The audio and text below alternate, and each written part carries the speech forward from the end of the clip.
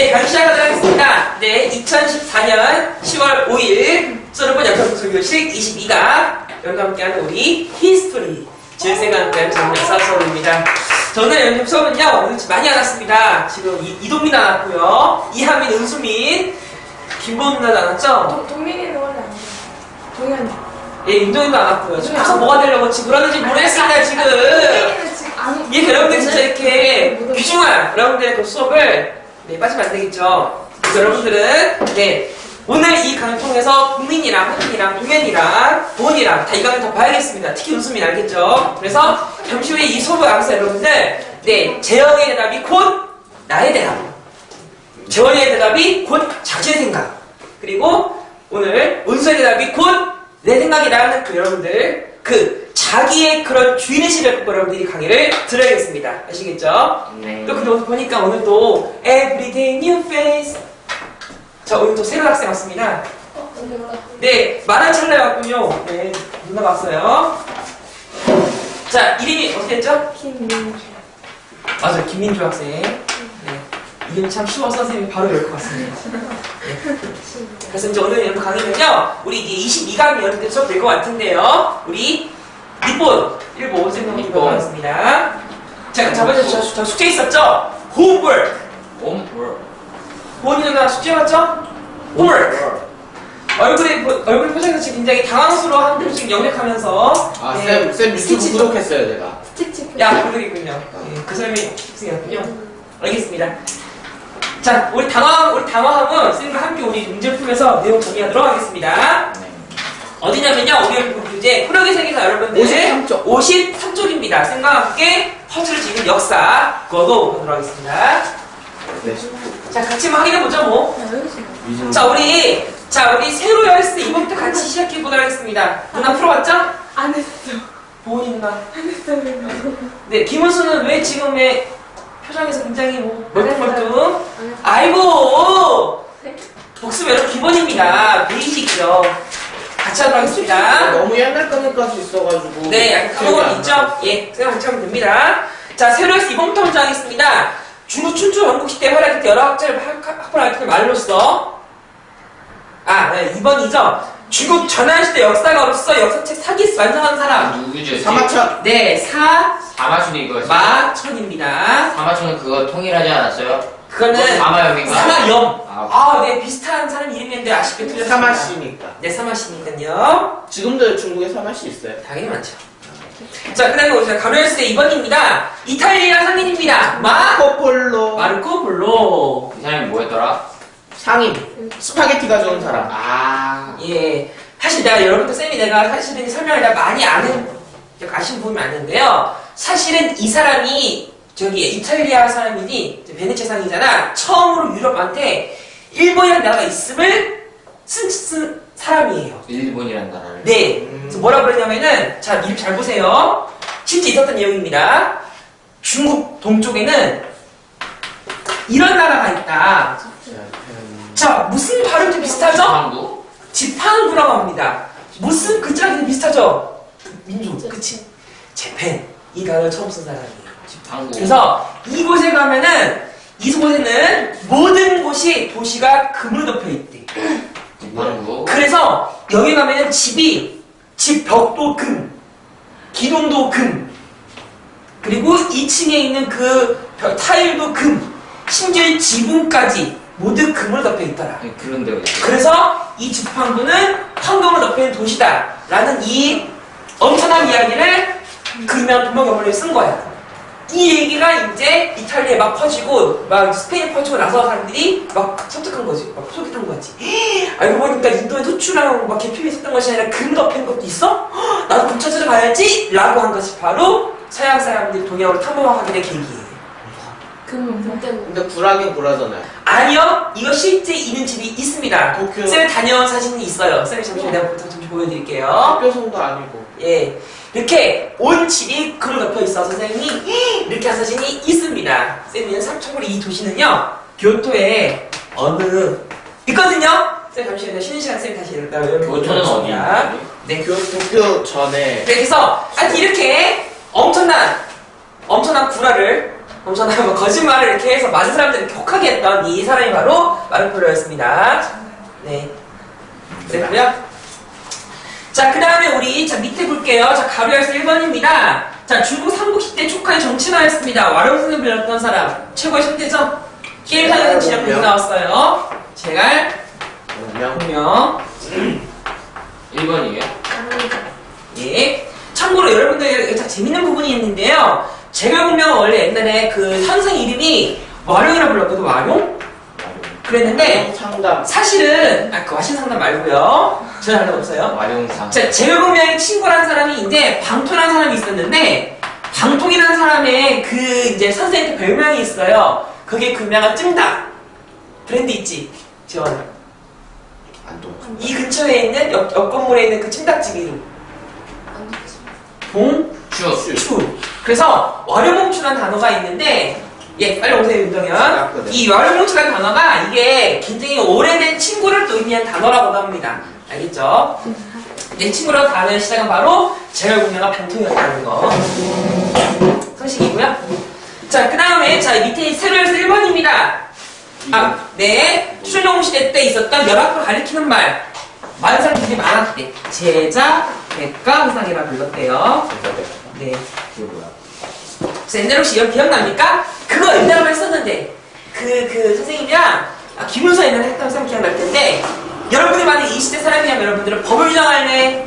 자연을 주장할래? 아니면 유별 주장할래? 이 시기잖아. 이 사람한테 옛날에 선생님 안 배운 거 같아요, 그날. 아니야, 배웠어. 국가, 육아. 아, 그건 배웠지. 그래, 그러니까 그 그거 시기 이 하는 거야. 시기예요 여러분들. 이거 완전 옛날 거잖아. 예. 그러니까 옛날에 이거 당연히 은수가 기억나야 됩니다. 자, 가을에서 4번입니다. 자, 중국 삼국시대 촉화는 제1대 황제입니다. 그리고 제명면 도움을 받아 성지 오른 사람이죠. 누구? 이 펀치는요, 삼국지 관련된 펀치인데 되게 많네요. 양귀비. 자, 그리고 세로스 4번입니다. 당연의 귀로서 최고의 여자. 양귀비. 예, 참고로 이분이 당구정을 막. 그것도 있지만 굉장히 심플한 게 있는데 자신의 몸을 굉장히 피부를 탱탱하게 하려고 우유 가지고 이렇게 샤워했답니다. 목욕을. 또 비슷한 사람은 클레오파트라라는 사람이 있었는데 그 사람은 어린아이의 오줌을 받아서 오줌에다 이렇게 샤워했죠. 배고프면 이렇게 우유 조금 먹으면. 아니, 어린아이의 오줌. 오줌이요? 예, 그 받아가지고 샤워했다고 하고요. 그 사람이 자식했던 최고의 초록색 보석. 그게 바로 에메랄드였어요. 아, 오줌이라니. 자, 그 다음에 세르스 5번입니다. 전화시대의 외교가로서 비단케 개척한 사람입니다. 신구. 장건. 장관?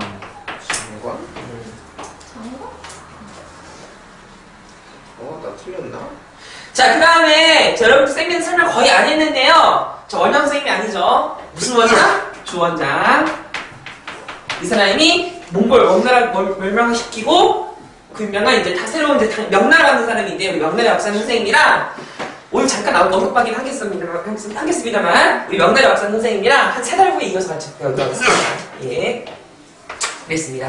자, 다 모두 마무리 여기 아직 안 했네요. 여기. 자, 가루열쇠 3번입니다. 자, 중국 북송시대 정치 쌤은 저번에 썼던 그 신법의 개혁가 이름이었죠. 왕, 비단, 장수, 황서방 아니에요. 왕서. 자, 그 다음에 세열열쇠 3번입니다. 당나라 말에 안덕산. 네, 안동산이라는 사람. 달라졌겠죠, 아주. 원흉이죠.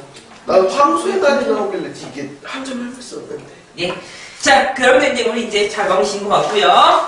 우리 하나만 더 하도록 하겠습니다. 그럼 지금부터 한 권을 끄는 세계사 꺼내주세요.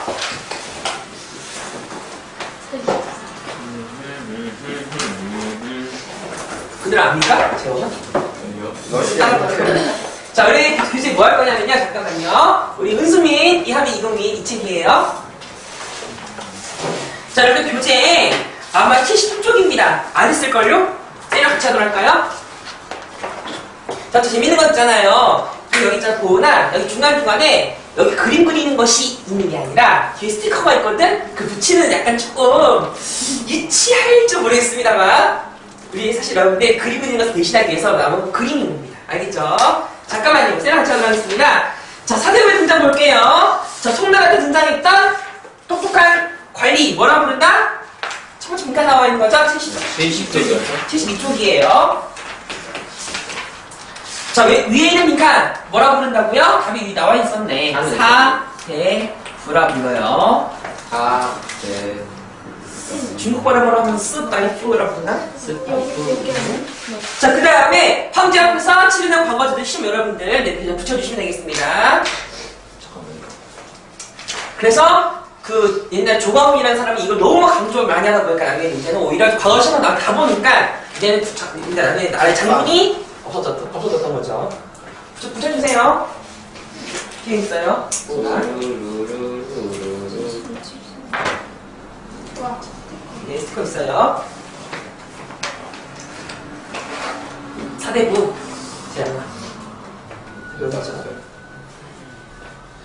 자, 그 다음에 우리 오른쪽인가요? 자, 73쪽 넘어가도록 하겠습니다. 앞쪽 안에요? 아, 밑에 있네요. 자, 무엇의 사용과 한기술 발전하게 되면서 해무에게 반응을 물었습니다. 자, 바다에서도 길 알려져 줄기에 있었던 중국 송나라의 3대 발명파라 볼 수 있는 것이 있었죠? 나침반. 자, 여러분들 쌤은 나중에 또 하겠지만, 나침반 하는데 얽힌 역사 선생님과 이제 나중에 두 달을 쌤이랑 같이 배우도록 하겠습니다. 근데 하늘 보고 또 갈 수 있어. 네, 근데 이제 별자리에 의존하는 것이 아니라, 이제는 하늘에 이제 여러 다양한 천문학을 통해가지고 그만큼 배를 움직이는 것던 겁니다. 네. 73쪽입니다. 자, 고려는 공국부의 송을 뒤집어서 다양한 섬이랑 누적했다 나와 있는데 섬이 아닙니다. 사실 설명 안 했는데요. 이 항구 이름은 벽란도라고 부르거든요. 벽이 아니고. 네, 쌤이 사실 이거 설명 거의 안 했는데요. 이거 원래 이제 한국사에 나온 내용이라서 설명 안 했습니다. 여러분들이 알고 우리나라 고려의 역사는 고려는 사실은 땅이 작다고 해서 무시를 할 그런 나라가 아니었어요. 나라가 있었던 476년 내내 계속 존재했었고, 근데 먹히지 않았으면서 버티내면서 해군장, 그 다음에 전 세계 무역을 다 많이 했습니다. 알겠죠? 일단 그러고요. 자, 밑에 볼까요? 자, 고려가 서방 세계에 무슨 이름으로 알려져 있을까? 이거 소식인데요. 자, 영어로 적어줄게요. 영어로 Goree 라고 적어주세요. 허리. 꼬리. 꼬리가 옛날 서양 사람들 우리나라 부르는 이름이었습니다. 꼬리. 꼬리. 근데 왜 K로 바뀐 거예요? 그게 이제 일본이 바꿨다고 하는 그런 설이 많이 있죠, 재원아? 싸우자야죠. 일본이요? 네, 이거 원래 이제 우리가 꼬레아를 썼는데 알파벳 순서대로 나중에 하면은 C가 먼저잖아. 아, 맞아, C가. 맞아. 예, 그래서 옛날에 무슨 올림픽에 입장할 때부터 ABC 수를 입장하잖아. 그랬을 때 이제 제필이 먼저 입장하게 하려고 코라를 바꿨다고 하는 근데 거였어요. 먼저 입장하는 게 좋은 거예요. 그러니까 우리가 아니 그냥 자식 그냥 자기가 먼저라는 그 쫄심이. 자, 그런 썰이 있습니다. 확실한 얘기는 아니고요. 자, 오른쪽 보겠습니다. 너무 중요한 거네. 이거. 중국의 4대 발명품. 그게 이거예요. 재영아. 자, 여기 나와 있습니다. 중국 후한 시대와 황단에 누가 만들었다고 나와 있었어요. 제가 저번에 배웠었죠? 어떤 사람 누구? 채륜 종이 만들었습니다. 나중에 탈라스토트 나중에 패배하고 고선제 나중에 군대에서 나중에 전파가 됐었죠. 자, 두 번째 나와 있습니다. 무엇을 만드는 과정에서 우연찮게 만들었다? 그, 폭죽. 네, 폭죽이에요. 굉장히 잘 알고 있네, 이재원아. 자, 우리 저기 오늘까지도 하고 있나요? 폭죽놀이? 그렇죠. 어저께 했죠. 예, 여의도에서 여러분들. 예. 자, 그렇습니다. 자, 세 번째 볼게요. 복송 때 무엇이 일정한 방향을 가지고 있으면 착안하여서 자석, 맞습니다. 자석이 특정 방향, 다시 말하면 북쪽 방향을 가리키고 있는 그런 부분에 착안해가 만들어냈던 게 바로 나침반입니다. 자, 네 번째 볼게요. 세계 최초의 목판 인쇄물이 우리나라에 만들어졌다고 하는데, 아이고, 이거 너무 어렵다. 아, 다란이경. 어떻게 알았어? 저 배웠죠. 언제 배웠습니까? 네? 언제 배웠어? 저는 원래 역사 아, 그런가요? 넘버원이잖아요. 예. 사실은요, 이 책은요, 여러분들이 10원짜리 동전에 그려져 있는 탑에서 발견됐어요. 가오타! 석가탑. 자, 책이 근데 긴데요. 자, 무구정광대 다란이경. 이쯤 여러분들, 예라이 10원짜리 10원짜리에서 바로 여러분들이 있는 그 그림에서 발견된 책입니다. 전 세계에서 가장 오래된 복사를 찍어낸 책이에요. 쉽게 말하면. 알겠죠? 네.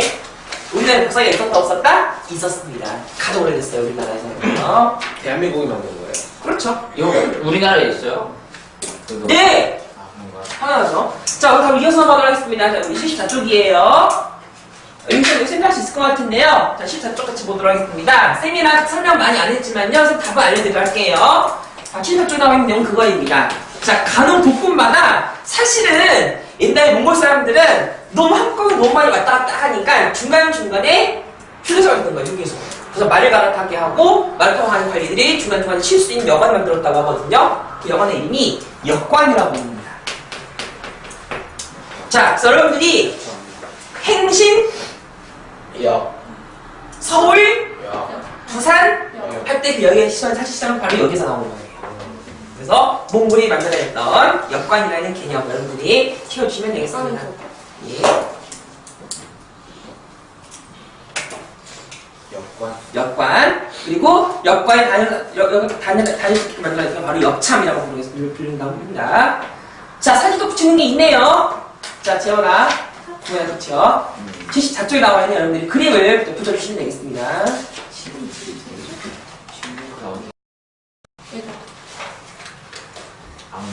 자, 그 다음에 사실은 여러분들 오른쪽 나와 있는 쌤이 여러분들 자 붙이면서 들으세요.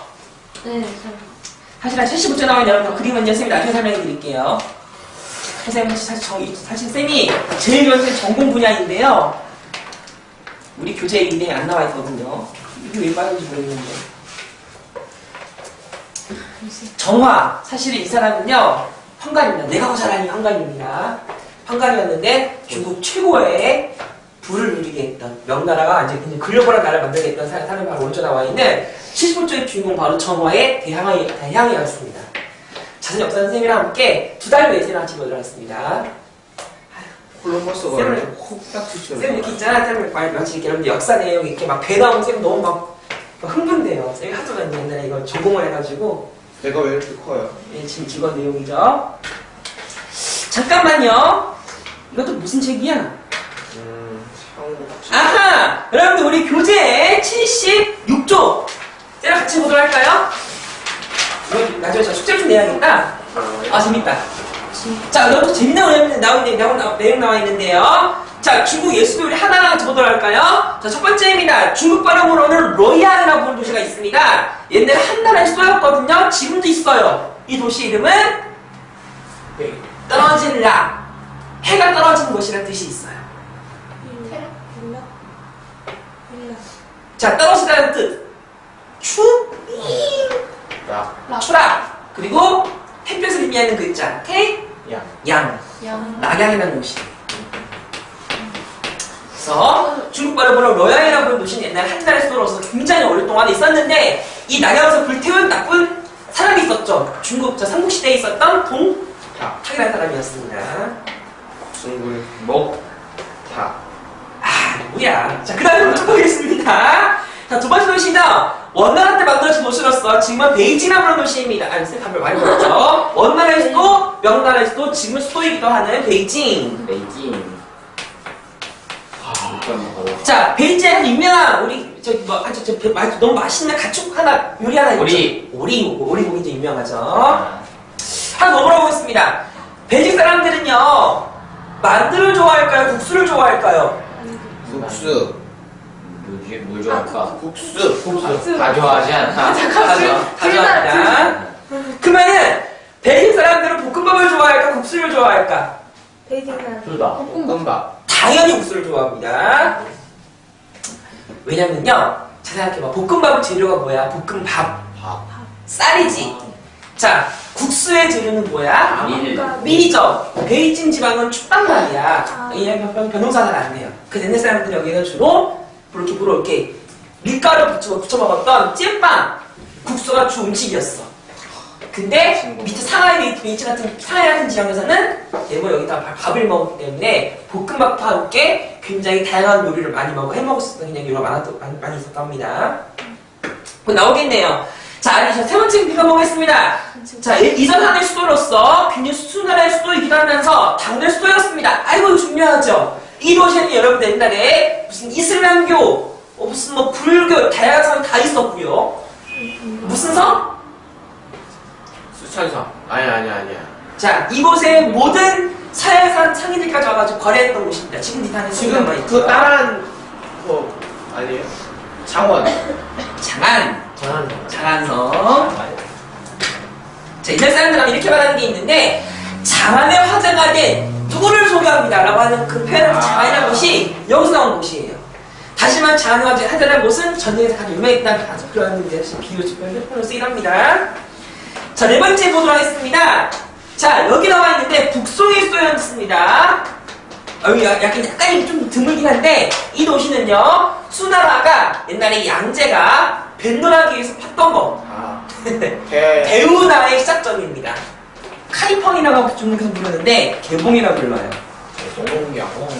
그래서, 개봉 시장을 맡았던 사람이 재판을 너무 잘했대. 그래서, 하늘을 내려준 재판관이라고 옛날에 썼던 드라마가 있었습니다. 드라마요? 예. 뭘까요? 개봉박. 개봉병. 개봉의 시장이 재판을 너무 잘했대. 그래가지고 한관, 우리. 호, 여러분들 잘 모르겠지만 한관 우리. 이런 드라마가 있었거든요. 포청천을 네, 포청천이라는 드라마에 사실은 포청천이 실제 있었던 사람인데 이 사람이 개봉의 시장이었어요. 그래서 그랬는데 이 사람이 제대로 너무너무 잘해가지고 이게 개봉이라는 드라마가 6년 동안 나오고 있었죠. 지금은 나오고 있죠. 네, 그렇답니다. 자, 밑에 나오는 거 보겠습니다. 이거 쌤을 저번에 배웠던 것 같아요.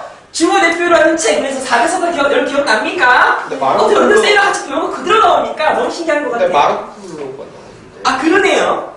자, 첫 번째 내용 보겠습니다. 진달말기 쓰여진 책인데요. 초나라의 항우랑 한자를 이방에 읽으면 돼. 쓰여온 거. 한자 읽으면 됩니다. 참고로 초나라의 항우랑 한나라의 이방에 쓰여온 역사책. 아 그래. 제가 첫 번째 링크는 수호전. 초한지입니다. 여러분들 쌤 오늘 지금 수업해야 되는데 숙제 계속 이해가 한 시간 나가고 있네요. 동방. 자, 두 번째 보도록 하겠습니다. 저 원말 명체 만들어진 것으로서 나관쟁이 다시 엮었던 책인데 송강이라는 사람 중심으로 108명이 나온 도적 사람도 있었지만 사실 도적이 나중에 나라를 싸우기 위한 나중에 훌륭한 이제 의정이 돼서죠. 뭐라고 부른다고요? 수, 호, 전이라고 부르고요. 자, 혹시 보은아 기억나요? 기억나요? 기반에 내려가는 김에서 무송이라는 이제 어떤 이제 경향에 손에 때려잡은 그런 영웅이 있었는데 그 영웅을 좋아했던 금방대라는 소설이 있었죠? 여러분들 나중에 지금 읽으시면 안 됩니다. 나중에 어른에서 읽으세요. 이 내용이 무지막지한 여러분들의 그 온갖 많아요. 그러니까는 이렇게 여기 사실 이 소설을 선생님이 하나만 알려드리자면요, 몸으로 표현하는 소설입니다. 아 그만 배워 진짜. 뭘 좋아합니까 윤동현? 네? 뭘요?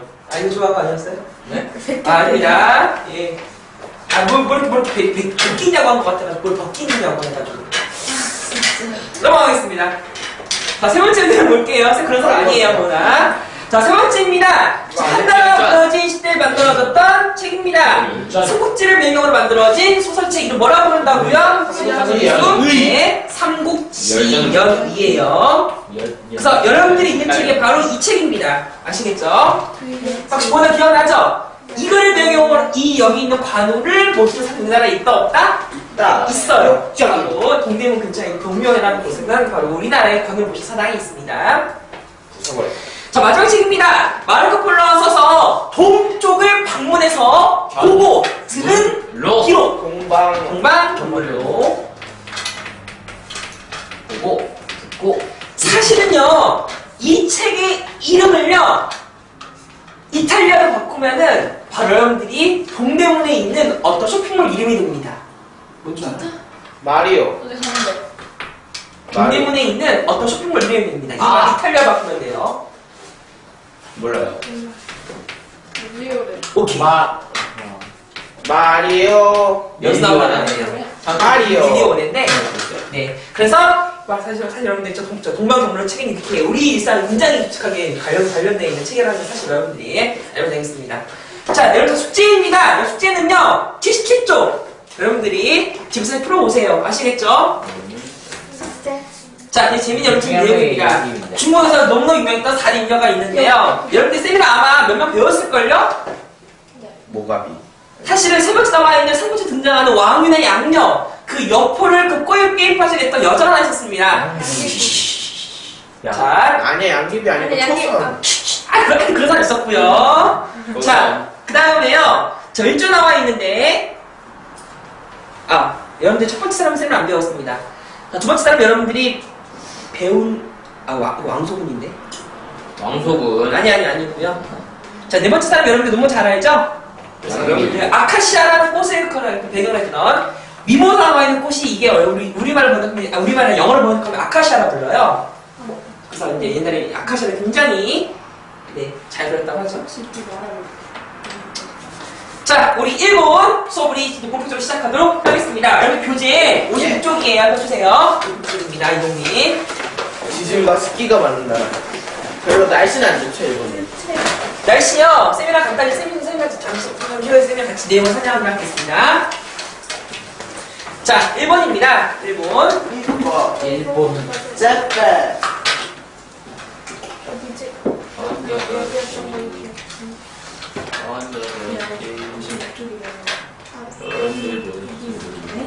네? 인도잖아.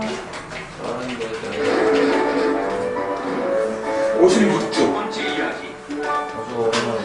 여러분들, 쌤이 이제 본격적으로 우리가 이제 1번을 같이 배우도록 하겠는데요. 자, 여러분들이 넉 달 전에 배웠던 쌤의 내용, 복습. 오케이. 우리 쌤이랑 같이 우리가 1번의 위치도 잠깐 우리 확인해보도록 하겠습니다. 뭘 따라가요? 하민아, 여기 늦었습니까? 딱딱하게 지금 보니까 엄청 자다 늦기로 나온 표정이에요. 그쵸? 다행히 수업은 안 늦었어요. 진도를 이제 시작하기 시작합니다. 자, 잘 대답해주겠습니다. 자, 보안 책 읽었습니까? 예습했죠? 들어볼게요. 1번은요, 크게 산 몇 개예요? 4개. 여러분들, 1번은요, 여러분들 쌤이 약간 대충 그리겠습니다. 1번은 섬이 크게 이렇게 사람이 앉아있었네요. 본인 이슈. 그런데 의자다. 자, 이렇게 총 이렇게 네 섬으로 구성되어 있는 사실은 1번의 섬입니다. 이렇게 되어 있고요. 참고로 이 섬을요, 요즘에는 해저 터널이라 불러가지고 이 길을 여기로 놨거든요. 뭐 세이칸 터널 뭐 이렇게 해가지고 이제는 이 곳을 뭐 뚫어서 실제로 이 곳을 연결하고 다니는 신칸센 기차가 다니고 있습니다. 우리나라에 비하면 이제 KTX 같은 열차가 다니고 있다고 보시면 되겠고요. 참고로 우리나라보다 신칸센은요 40년 먼저 개통한 나라예요. 우리나라는 여기는 해차 터널 뚫었고요. 여기는 아마 이렇게 바다를 건너가요. 아카시대교라 불러가지고. 네.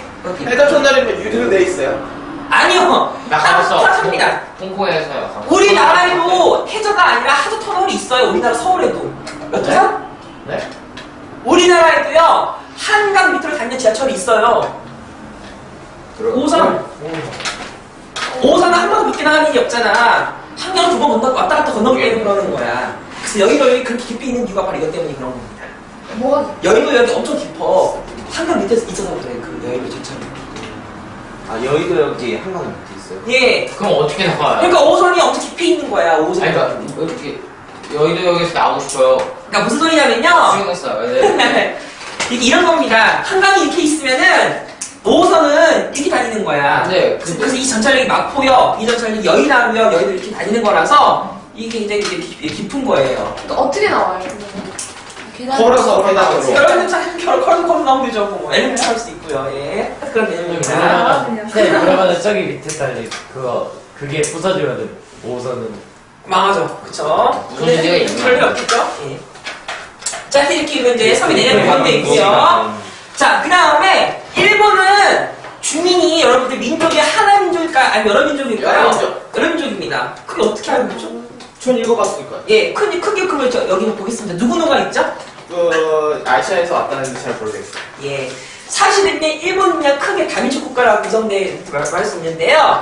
일본 다르게 거기가 같이 보여도 사실은 약간 차이가 있거든요. 엄밀히 말하면요, 일본에는 아주 유명한 사람이 하나 있어. 이 사람이 알았어 나와 빨리 안 나와 라고 하는 섬의 이름이 있습니다. 왔어. 오키나와. 예, 오키나와. 아. 나중에 이런 일을 나중에 은수민이가 학교에서 했다.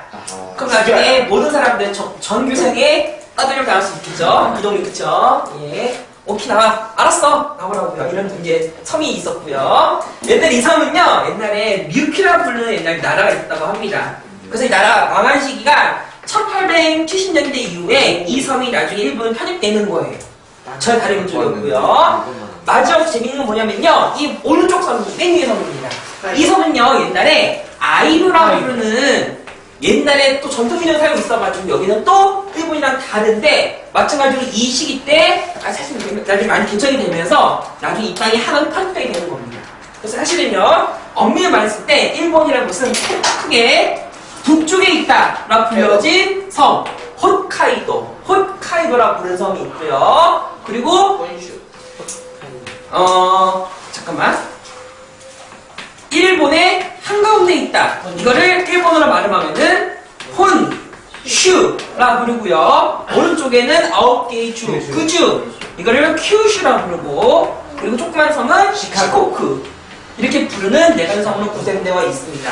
사실은 여러분들이 이런 주목할 건 뭐냐면은 바로 일본의 역사는 사실은 홋카이도나 그런 오키나와 큐슈라는 걸 중심적으로 하는 것이 아니라 원래 엄밀히 말해서 일본의 역사는 보통 혼슈와 큐슈 바로 이곳에서 많이 발달했다는 것을 생각하시면 될 것 같습니다. 자, 주요 도시 쌤 나라도 이쪽에 있지 않아요? 아래에 있는 거예요? 세라강대시부터 가보도록 하겠습니다. 자, 우리 맨 위에 나와 있는 우리 이제 여러분들 쌤이랑 함께 1분 동안에 신간센을 타고 여행 같이 떠나보도록 하겠습니다. 자, 맨 위에 있는 도시 갑자기 까먹었네. 자, 홋카이도에서 이제 시작해가지고요. 이렇게 나중에 이렇게 딱 나와서 완전 조금 유명한 도시가 있습니다. 이 도시가 이름이 아오모리라고 부르고요. 네, 아오키즈. 아오모리. 자, 그 다음에 아오모리 조금 내려오면 센다이가 있고요. 그 밑에 나오면 여러분들이 너무너무 유명한 무서운 가면 안 되는데 거기 그거 후쿠시마가 바로 이게 있고요.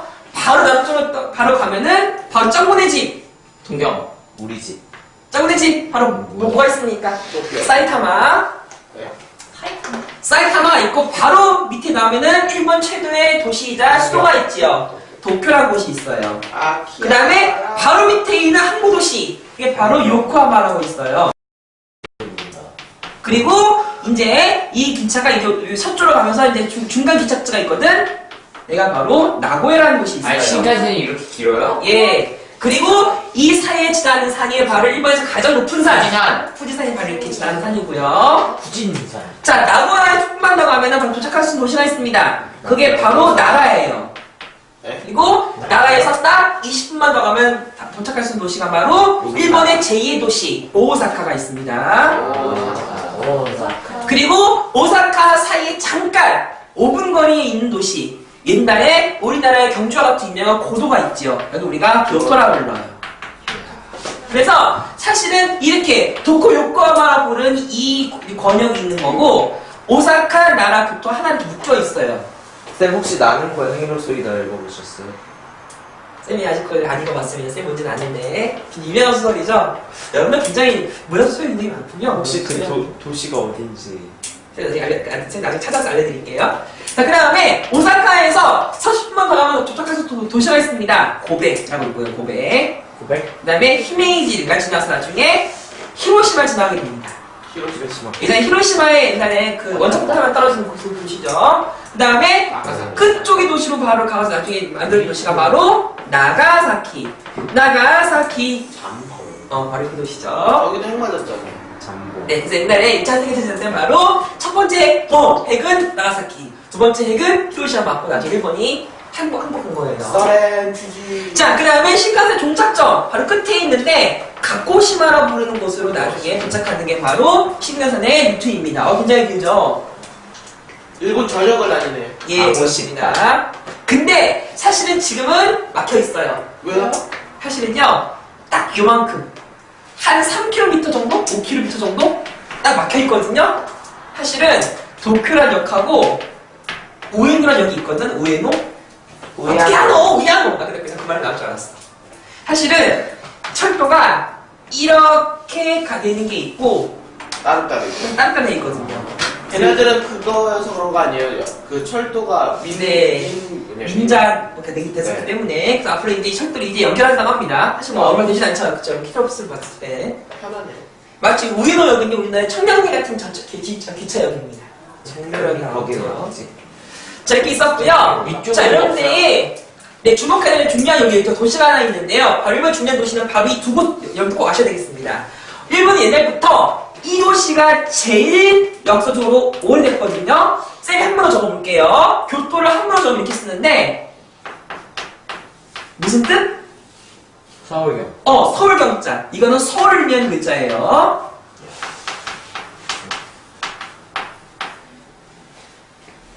이거는 수도라는 뜻이거든? 제가 그 말을 하려고 이미 도시 이름 자체가 이미 서울이다, 중심이다라는 뜻이 있는 이 도시예요. 그 바로 우리가 교토라 부르서 바로 교토에 그동안 역사가 좀 지나치게 부석됐었던 건데, 자 도쿄라는 글자 쌤 한 번 적어볼까요? 어떻게 쓸까? 림도. 아니요. 자 은수야 이거 무슨 동자 같아? 나 동양통사. 이거는 이스트를 의미하는 글자예요. 아 그래요? 동쪽. 바보. 쿄 같은 글자네? 쿄 무슨 뜻? 동쪽 서울. 그렇지. 그래서 동경이라는 곳은 사실을 만들어진 지 얼마 안 된 도시입니다. 역사를 봤을 때는. 교토가 농촌을 1000년 넘게 2000년 가까이 지속된 도시였었는데 나중에 역사의 중심지가 도쿄로 옮겨간 거거든요. 그 사람들이 이 역사를 쌤이랑 오늘 배울 수 없을 것 같고요. 선생님은 이 역사는 쌤 몇 달 후에 쌤이랑 함께 이제 일본이 갑자기 사연과 만난 일이 벌어지거든요. 잠깐 나오겠지만 쌤이랑 같이 잠시 후에 배우도록 하겠습니다. 아시겠죠? 그래서 일본의 역사는 사실은 교토를 중심으로 했었는데 바로 뭐 나고야, 나가는 사실 아니지만 나라, 고베 이 근처에 역사가 많이 만들어졌었는데 이 고대 시대는 바로 우리나라의 백제, 신라가 많이 이 지역을 나중에 이렇게 발전시키는 중요한 영향을 미쳤다고 합니다. 아시겠죠? 그렇다면 우리가 뭐라고 부르냐면요, 신라나 백제에서 이 지역의 도래에서 만들어진 사람들 도레인이라고 부르고요. 그래서 사실은 거슬러 올라가면요, 일본의 많은 조상들은 우리나라 백제 사람들이고 우리나라 신라 사람들이었습니다. 근데 뒤통수를 쳐. 그렇지. 배 타고 건너와서 이제 열심히 이 사람들한테 배 타는 기술을 알려줬더니 나중에 배를 끌고 와서 우리나라 원래 공격했었지. 그게 바로 무슨 지대란? 민지대란. 스글로미. 그래서 여러분들 굉장히 이제 이렇게 역사가 하나 있었는데요. 딱 하나 쌤이 오해할 거 하나 있습니다. 한 주의하실 게 있는데, 여러분들이 쌤이랑 일본을 배우시면서요, 다음 같은 한의의 발언 절대 하시면 안 됩니다. 아시겠죠, 여러분들? 여러분들 오늘 하루 한 시간만큼은요, 오늘 하루만큼은 일본의 역사를 깔려고 배우는 것이 아니라 왜 그렇게 일본이 조선을 시작할 수밖에 없었을까? 왜 일본이 이렇게 동아시아 대륙을 갖게 수밖에 없었는가? 여러분들이 쌤이랑 함께 같이 보여주시면서 여러분 너무 이렇게 막 나쁘게 생각하지 마시고 여러분들 오늘 되게 객관적인 입장에서 여러분들이 보시면 될 것 같습니다. 아시겠죠? 근데 너무 이게 잘한 거야? 이거 안 돼? 그럼 지금부터 우리가 일본의 역사 쌤이랑 함께 우리가 볼살 쌤이랑 같이 보도록 하겠습니다. 자, 하민아 오랜만에 보나요? 네, 잘 주세요. 아시아 대륙의 동쪽 끝에는 커다란 섬들이 줄지어 늘어서 있어. 맞아. 오늘은 이웃나라 일본에 대해서 공부할 거야. 맞다. 일본 절도는 보통 섬들이 아니야. 바다 밑에 땅이 솟아올라서 만들어진 산이래. 그러니까 일본은 나라 전체가 산행성이지. 깊숙한 바다 밑에서 몇백 미터나 솟아오른 산 말이야. 일본은 그렇게 살기 좋은 땅이 아니었어. 화산이 폭발하고 지진이 일어나고 침체만한 파도, 쓰나미도 자주 밀려오거든. 자연재해는 끊임없이 목숨을 위협했지만 일본 사람들은 거친 자연에 적응했지. 그리고 아주 독특하고 훌륭한 문화를 이루게 됐어.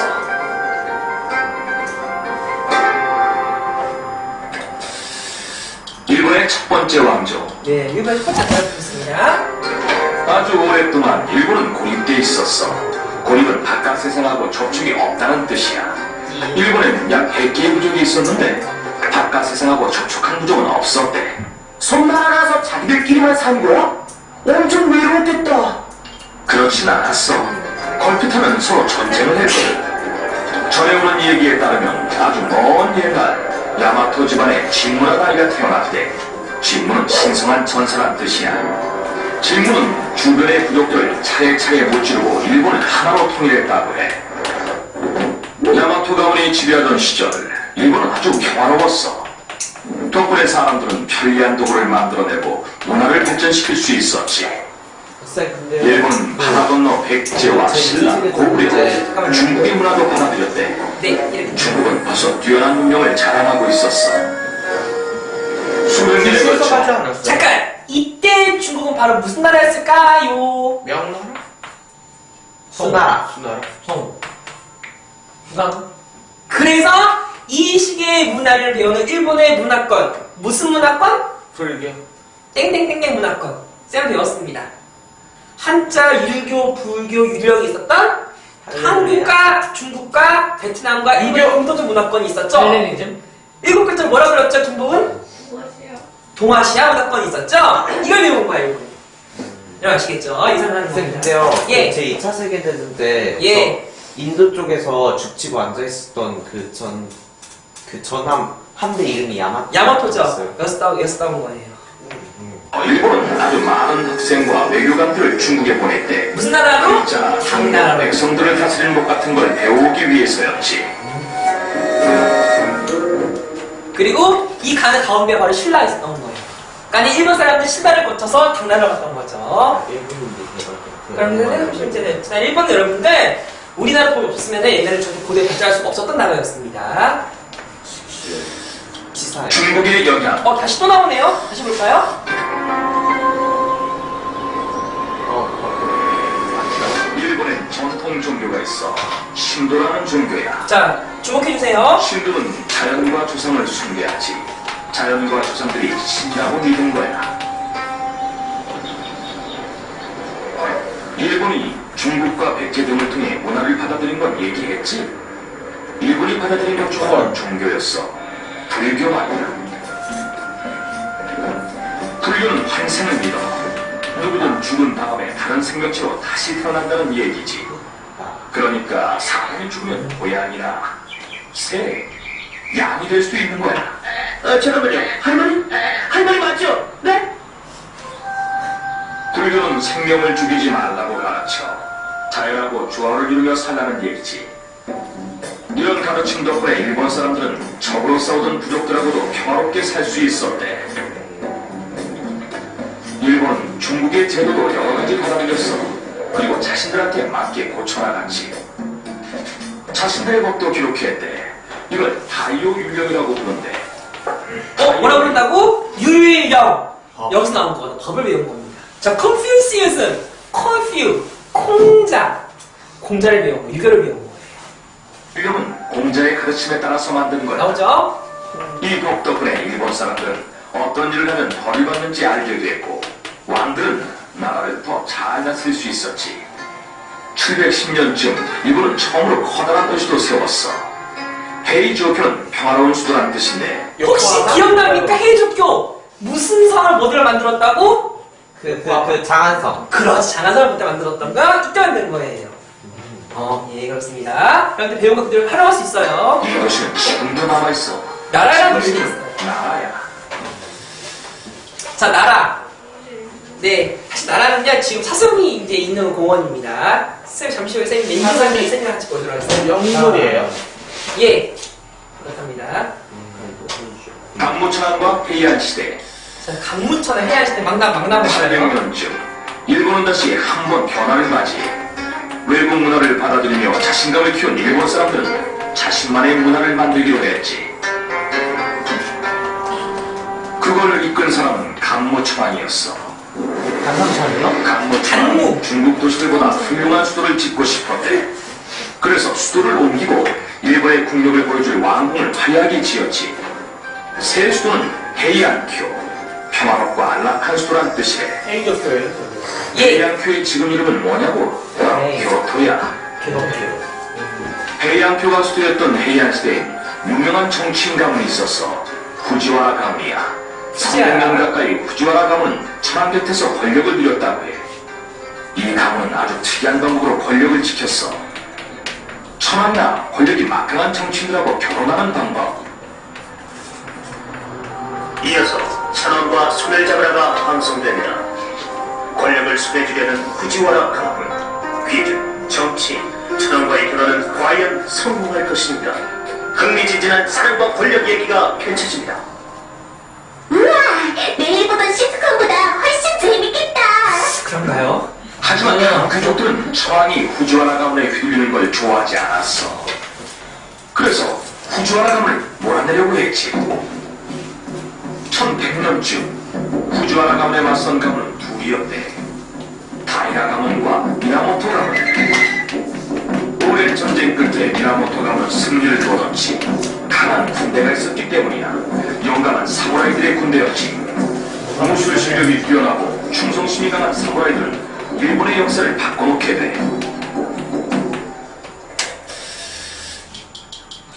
자, 쌤은 잠깐 내가 알겠습니다. 굉장히 쌤이랑 역사 굉장히 많이 봤었는데요. 그래서 잠깐만 정리해 드리도록 하겠습니다. 일본에서 여러분들 굉장히 오랜 시기에는요, 야마수정권이라는 부르는 시기가 있었는데, 이때는 우리가 진무천황이 있었던 시기라고 합니다. 이때 굉장히 우리나라 시기로 고대에 해당하는 시기로서서, 이제는 하나하나 배우는 시기였다고 봅니다.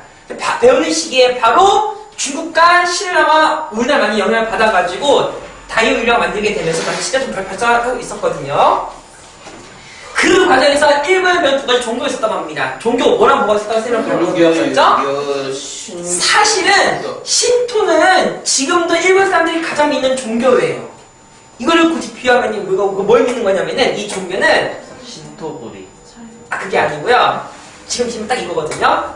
이 종교는 이명박 대통령을 숭배하는 종교예요. 비유하잖아. 어떤 김대중 대통령을 숭배하는 종교입니다. 왜요? 김영호이랑 이 종교는 사실은 어떤 개념이냐면요. 약간 무시무시한 개념인데, 권력자. 자. 신이란다. 하늘의 아들, 하늘 믿는 종교거든? 근데 하늘의 아들이 살아있어. 누굴까? 천황. 천황이거든. 아. 일본은 지금 왕복의 나라거든요? 지금 일본의 왕이 살고 있거든? 그러니까 당연히 천황은 일본에 살고 있으니까 당연히 대통령 믿는 게 맞지. 그래서 신도는 지금의 천황의 가문을 믿는 종교예요. 우리나라를 비하면 당군 할아버지 믿는 종교랑 같은 개념이죠. 그런 겁니다. 이 일본의 고유 종교의 불교가 유입되는 거예요. 바로 동아신도권 하나의 가문 불교가 이때 들어오는 거였습니다. 아시겠죠? 그게 쭉 갔었는데 나중에 간무천이 된 시기에는 이제는 일본 사람들이 깨달은 거야. 아이고 이제는 우리나라 스스로도 문화를 만들어야지 라고 해서 만들어진 일본은 고유 스타일. 그래서 이제는 이 시기부터 우리가 해양시대라 부르는 시기부터 이제 본격적으로 일본이 스스로 만들어냈던 거라서 이제는 더 이상 중국 글자를 안 쓰고 일본의 글자를 쓰기 시작했대. 그거를 뭐라고 부르는지 압니까? 제어가 일본인의 글자. 초콜릿 이름이기도 한가요? 가나. 가나. 그래서 이때 만나진 단어가 바로 가타가나. 에? 히라가나가 먼저 아니에요? 그 다음에 이것을 일본 스타일 바꾼 글자가 바로 히라가나예요. 대박이다. 그래서 일본인 고유 문자, 가나 문자가 이때 만들었던 게 바로 해양시대입니다. 이때 수도가 바로 어디였다고? 교토. 그리고 맨 처음 원래는 나라 부르는 시기가 굉장히 오래된 시기였었는데 나라 시대, 그 다음에 교토로 이동한 시대가 있었습니다. 재밌는 게 하나 있는데 사실 여러분 천황이라는 걸 잘 보세요. 천황은 여러분들이 그냥 헷갈릴 만한 부분이 있는데 중국으로 따지면 황제 개념이거든? 살아있는 신. 근데 이 사람은 사실 엄청나게 특이한 부분이 있습니다. 지금도 마찬가지이지만 이 천황 황제는 정치를 하는 사람이 아니에요. 껍데기. 호수아. 뭐예요? 그러니까 일종의 나는 일본의 상징입니다. 이런 그러니까 일본의 간판만 있을 뿐 실제로는 안 하는 거야. 자, 마치 이런 개념입니다. 마치 자, 소르본 역사 논술 보시되 학원에 간판 원장쌤이 계시잖아. 근데 그 실제로 원장쌤 수업 안 하시고 선생님이 하죠. 그런 개념이 바로 천황 같은 개념이에요. 그래서 오랜 시기 동안에 천황은 정치를 거의 안 하고 누군가 정치를 했던 거거든. 쇼군. 그게 바로 후지와라 가문, 타이라 가문, 미나모토 가문 여러 가지 사람이 있었는데 이 사람들이 이 당시에 싸움꾼이었던 거야. 그거를 우리 서양 역사를 굳이 비유해드리자면요 이런 사람들인데 혹시 기억납니까? 자신의 성에서 지키는 성의 짱 성주. 뭐라 불렀죠? 영주. 영주. 성주. 자, 이 다음 우리가 이렇게 부르기도 했었죠. 재원아, 이재원. 후. 자, 김은수. 이렇게 재우가 각각 성을 지키면서 왕한테 잠깐만. 이건 김은수만요. 공간제도. 네! 이런 제도의 모습이 사실 일본 비슷하게 남아있었거든? 그게 바로 쇼군의 시작이에요. 다시 말하면요. 그 이국적인 표준에 맞아, 관련돼 있어, 맞아. 네? 왜냐면 여기서 시작한 거예요, 다 역사 네? 일본 배경이. 잠시만요. 네, 맞아요. 자, 다시 말하면 여러분들, 자, 천하는 있는데 그냥 하늘 떠있는 존재일 뿐이에요. 하늘 구름이 아닌 해죠, 해. 그렇죠. 살아있는 신이고요. 근데 이 밑에 실제로는 장군이라고 불러, 한문으로 표현하면 장군이거든? 쇼군이라는 사람이 정치를 다 해먹는 거야. 그리고 한문이랑 일본어랑 발음이 비슷해요, 여러분. 왜냐면은 일본의 글자가 중국을 먼저 배운 거잖아. 그래서 참고로 여러분들이 나중에 일본어 배울 때 중국어를 잘할 수 있어. 한문어 잘하면은 되게 외우기 쉬운 글자가 일본어예요. 그래서. 그럼 난 포기해. 우리 아까 일본 아침에. 자, 그래서 여러분부터 보겠습니다. 이 쇼군의 부활을 우리가 뭐라고 부르는 우리가 다이묘라고 부르거든요. 다이묘. 그래서 사무라이? 일본. 예, 영주 같은 개념이에요. 영주. 이건 짱, 왕 개념이에요. 땅, 영주, 천황, 왕, 영주. 그 다음에 밑에 이 영주 모았던 싸움꾼들. 사무라이. 그걸 사무라이라고 부르는 거예요. 땅, 오다. 그 밑에도 뭐가 있겠네? 천민. 천민이 있겠죠? 네, 여기를 초닌이라고 부르는 애들의 사람이 있었다고 합니다. 인계나 초인이요? 농노 같은 개념이에요. 농사 짓는 노예 같은 개념. 인계할 때저 평민은 안 돼. 낮춰 부르는 그 언어니까. 네, 닌이 얘 사람 입자예요. 한문으로 봤을 때 일본어에서는. 자, 이렇게 바로 일본에 바로 시계 만들어졌었는데, 자, 한번 한번 상상해 볼까요? 자, 보나 이 시계 보면 지금 장군이 영주 출신이야. 이런 가문 출신이었단 말이죠. 계속 싸워. 그럼 이 가문이 어떻게 될까? 오래 장기간 지속될까요? 안 돼요. 서로 싸우게 되겠죠. 그래서 일본은 오랜 시간 동안에 누가 어떤 가문, 특정 시인들이 이 나라를 점점 지배했던 거예요. 천하는 그냥 상징적인 존재야. 아무것도 안 해. 그리고 바로 어떤 지역에 누가 사실은 교토를 지키는 등에 바로 누가 되느냐에 따라서 가문이 바뀌는 겁니다. 근데 그 아까 말한 그 부족이 짱을 먹었다고요? 네, 처음 가문이 바로 미나모토라는 가문이고요. 미나모토 유리토모라고는 정식 이름이 바로 첫 번째 이 시대를 열었던 사람입니다. 성씨에는 나오지 않아요? 성씨가. 미나모토. 네, 그니까요. 예. 일본 성이 다. 당연하죠. 쌤, 그럼요. 미나모토 가문이 처음에 쇼군이었으면요. 예, 그럼 천황 밑에 쇼군이 있는 거니까. 예. 다른 가문이 미나모토 가문한테 저기를 반란을 일으키면은 막아야죠. 일본 전체한테 반란을 일으키는 거야. 그렇죠. 대신 천황은 절대 안 건드리는 거지. 그럼 천하는 뭐예요? 천황은 그냥 상징적인 상징, 껍데기. 밥 먹어요? 예, 밥 먹어요. 그럼 지금은 어떻게 있어요? 지금 그렇지만, 네? 있어요? 지금 있어. 쇼군이 있어요? 지금 쇼군은 없어요. 아, 있잖아요. 아, 쇼군은 없어요. 왜냐면 이때는 쇼군이라는 개념 아, 자체는요, 쇼군 이제 지금 이제 일본은 이제 저희 대통령. 민주주의가 됐기 때문에 이게 없습니다. 대통령 아니에요. 일본에는 천황이 살고 있어요. 지금도 도쿄에 살고 있어요. 뭐죠? 그거? 그리고 요즘에 헤이세이 천황이라고 부릅니다. 지금 있는 아니, 친구는. 그거 말고. 정치한- 대통령 아니잖아요. 정치하는 총리. 총리가 있죠 지금은. 아베 총리가 아베 신조가 있죠. 그러니까요. 그 아베가 다 하는 거예요? 아베가 쇼군이네요 지금. 그런 개념이죠. 그런데 왜 아베를 그렇게 싫어하는 거예요? 그 영상을 좀 나중에 끝나고 얘기하자고 합니다. 지금 얘기하면 나중에 끝이 없습니다. 벌써 봤어요. 자, 그럼 이 시기, 자, 싸움을 시작하는 이 카리의 시대, 쇼군 시대 보시도록 하겠습니다. 쇼군. 해양 휴가시됐던 해양 시대, 일본에선 또 다른 변화가 일어났어. 일본 각 지방이 그곳의 권력자 다이묘의 통치를 받게 된 거야. 다이묘는 천황이 아니라 쇼군한테 충성을 바쳤지. 그쵸? 쇼군은 군사정부의 우두머리를 뜻해. 첫 번째 쇼군은 미나모토노 요리토모였지. 쇼군은 이런 생각을 하게 돼. 천황을 외딴 곳에 보내버려도 다들 상관하지 않을 거란 생각. 그래서 두 가지 일을 했지. 먼저 수교를 가마쿠라는 곳으로 옮겼어. 그리고 천황을 아무 권력도 없는 꼭두각시 인형으로 만들어버렸대. 예, 간판이죠, 간판. 쇼군의 시대는 700년이나 이어졌어. 700년. 쇼군의 시대는 사무라이의 시대이기도 했지. 여기서 잠깐만요, 여러분들. 이 시기가 바로 시작이 바로 1100년이거든? 700년이래. 몇 년까지 이 시기가 지속되는 걸까요? 1700?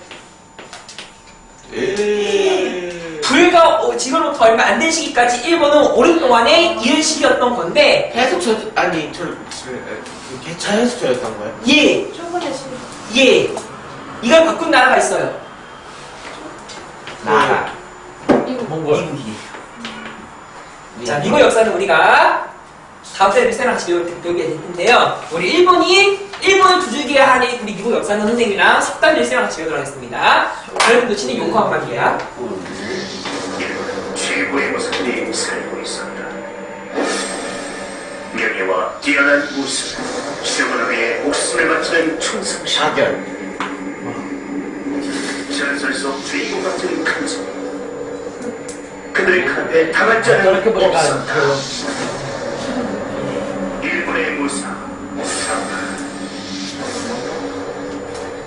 영환이. 자, 이제 시간 나침반을 돌려서 자, 이거 보세요. 시험나라를 잠시만 이어서 섞어가도록 하겠습니다만 봐주세요.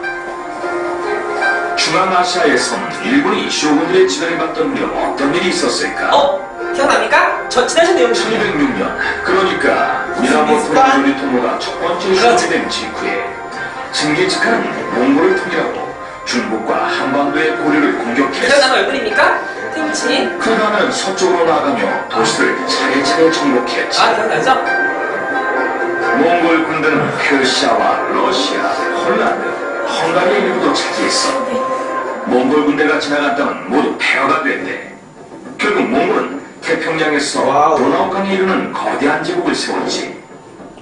우리나라도 뭐 예, 징기즈칸의 제국은 실례지. 쿠빌라이 칸이었어. 쿠빌라이 칸, 황제가 된 쿠빌라이 칸은 나라 이름을 원으로 바꾸고 원나라. 베이징 수도로 정했지. 베이징 나왔어요. 그리고 세상에서 제일 멋진 궁전을 지었대. 네.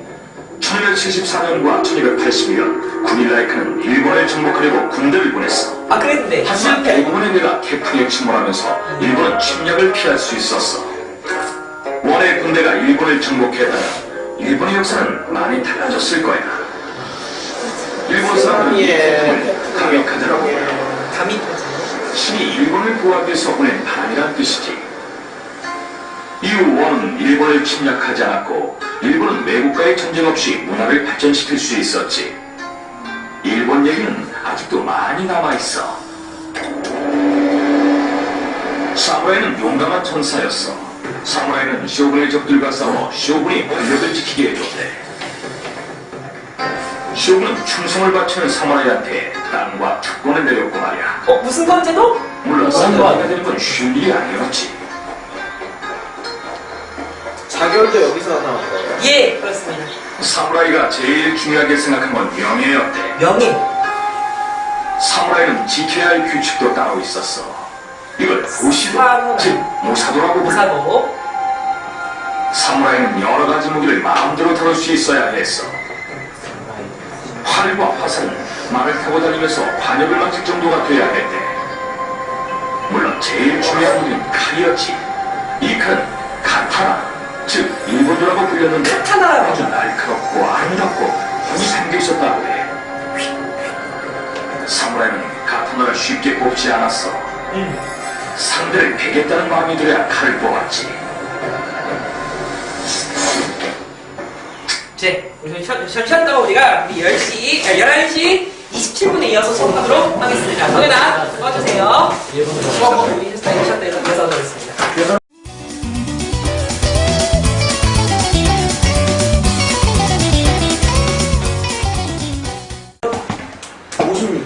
예. 일본 각 지방이 그곳의 권력자 다이묘의 통치를 받게 된 거야. 아니, 기억납니까? 다이묘들은 천황이 아니라 쇼군한테 충성을 바쳤지. 쇼군은 군사정부의 우두머리를 뜻해. 이래서 최고의 무사들이 살고 있었다. 명예와 뛰어난 우승, 쇼군에게 목숨을 바치는 이게 지금 배를 자르는 거예요. 그들의 칼에 당할 자는 목이 없었다. 예, 배 할복이라고 불러요. 일본의 무사. 자살할 때 이렇게 일본 두 번째 이야기. 자살할 때 이렇게 배를 가는 칼로 이렇게 배를. 배를 찌른 다음에 왼쪽으로 갈았다고 하죠. 더 울버린에서 나오잖아. 자, 하여튼 여러분들, 제가 빨리 우리 내용 필기 마무리 짓도록 하겠습니다. 자, 표시해 보겠습니다. 56쪽입니다. 미출루, 파란색 미출루, 홋카이도, 혼슈, 큐슈, 시코쿠. 우리 일본의 큰 4개 섬이에요. 상식을 알아주시면 좋을 것 같고요. 저 미세로 해도 돼요. 네, 그리고 우리 오른쪽 50쪽입니다. 일본에서 화산이 많이 일어나는 이유는, 지진이 많이 일어나는 이유는 뭐 때문에? 비출루, 환태평양 조성대라고 합니다. 쌤은 예전에 한번 있었을 겁니다. 예전에. 다음에 넘어가서 우리 딱 하나 볼게요. 상식인데 다다미라고 부르는 게 있어요. 다다미. 일본에서 굉장히 온도장치 같은 이렇게 난방장치에 해당하는 거 있었어요. 자, 넘어가겠습니다. 자, 58쪽인데요. 자, 우리 다 볼 필요 없고 59쪽 보면 됩니다. 자, 미출루 다이카게 신화를 좀 기억해 주세요. 이번 첫 번째 왕국이 만들어지는 중요한 시기, 우리가 다이카게 신화 부르는 시기 때 만들어진 시대가 있어요. 미출루 야마토 시대. 사실은 이 시대를 배경으로 하는 만화 하나 있거든? 애니메이션? 그게 바로 이 원령공주라고 하는 게 있었어요. 원령공주. 늑대 타는 거죠? 네네네. 어떻게 안 해요? 저는 애니메이션 게 두 번밖에 안 봤는데 뭔가 느낌이 잘 알아요? 전화? 알겠습니다. 자, 밑에 보겠습니다. 자, 우리 오키미 뭐라고 했고요? 자, 60쪽입니다. 넘어가 주겠습니다. 자, 이때, 자, 이제 그 직무천왕에 의해서, 자, 나중에 이제 여왕이 등장합니다. 미출루 스미코 여왕. 스미코. 스미코 여왕 시기에 아들이 있었거든? 그 유명한 사람이 있어요. 미출루 쇼토쿠 타이지, 쇼토쿠 대사가 나오는데, 이 쇼토쿠 대사가 바로 일본을 중국으로 많이 이제 배우게 해서 정치를 크게 끌어올리게 했던 유명한 사람입니다. 그래서, 이 사람 영인가요? 여왕. 코스는 있어요. 아니, 여왕 아니죠. 이 사람이 이 코스에 있는 사람이 이 사람이 쇼토쿠 타이지예요. 그래서 이 쇼토쿠 대사에 의해서 일본의 역사가 굉장히 잘 발달했기 때문에 일본 사람들이 역사를 배울 때 가장 중심으로 주요 있게 바로 배우는 사람이 이 쇼토쿠 대사입니다. 다 무장을 하고 있네요. 자, 오른쪽 보겠습니다. 61쪽이에요. 자, 이런 상황에서 바로 일본은 백제와 신라 역사를 굉장히 많이 도움을 많이 받았는데, 자, 밑줄 보겠습니다. 도레이. 60조 나와 있는 단어가 있을 거예요. 사실은 그래서 일본 천안 강문에 거쳐 올라가면 백제 사람들이 있어요. 그리고 옛날에 백제의 몇몇 왕들은 일본 살았거나 또는 일본어랑 가문에 관련되어 있는 왕족들이었습니다. 네, 유명한 사람이고요. 자, 관련해서 인물 하나 있는데 지금 여기 왜 나오는지 모르겠습니다만, 자, 일본의 왕한테 오늘날 백제 왕이 써라 하서 한다라고 주는 칼이 있대. 7개의 가지가 있는 칼, 칠주도라고 부릅니다. 근데 실제로 쓸만했을까요? 아니? 이거는 싸움용 칼이 아니라 이거를 주면서 이게 이제 너의 앞으로 너의 그런 뽀대, 너의 상자는 칼로 써라 라고 줬던 겁니다. 그만 싸우라고. 네, 그렇게 할 겁니다. 근데 이거를 일본에서는 우리 백제 왕이 이게 다쳤다고 이제 배우겠죠. 논란이 많은 부분이에요. 넘어가겠습니다. 자, 이런 시기 때 바로 일본이 배우는 종교가 있습니다. 무슨 교라고요? 불교라고. 불교사에 나와 있는데 밑줄로 담징이라는 사람을 기억해주세요. 우리나라 고구려 사람인데 고구려 스님이 일본에 가서 절을 만들어줘서 많이 알려주게 된 거였어. 사실은 담징이라는 많은 사람들이 옛날에 쇼토쿠한테 스승기도 있었고요. 쌤 여기 다녀왔었거든. 호류사를 다녀왔는데 이 호류사에 있는 금당 벽화를 우리나라 사람이 만들어냈어요. 지금 금당 벽화 호류사가 어디 있어요? 예. 호류사가 나라에 조금 더 가면 아스카라는 곳에 있는데 거기에 있어요. 쌤 잠시 사진 쌤 보여드릴게요. 무슨 쌤 2011년에 가기 다녀왔는데 쌤 그때 저기 그 금당관이 닫혀있어서 못 봤습니다만 네, 금단 현상이. 금당관이라는 건물을 제가 보여주거든요. 자, 넘어가겠습니다. 자, 64쪽입니다. 이런 식인데 바로 이제 자 다이병이 지금 나와 있으면서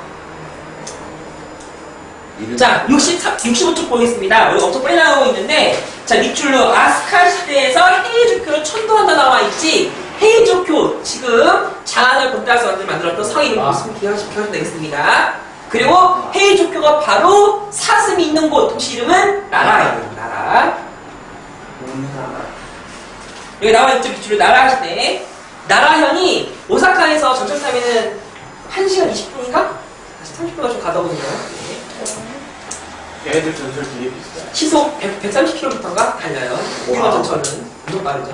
되게 느린데요. 자동차. 우리나라 전체를 제일 빨리 할 105km죠? 1호선. 제일 아니, 빠른. KTX는 이렇게.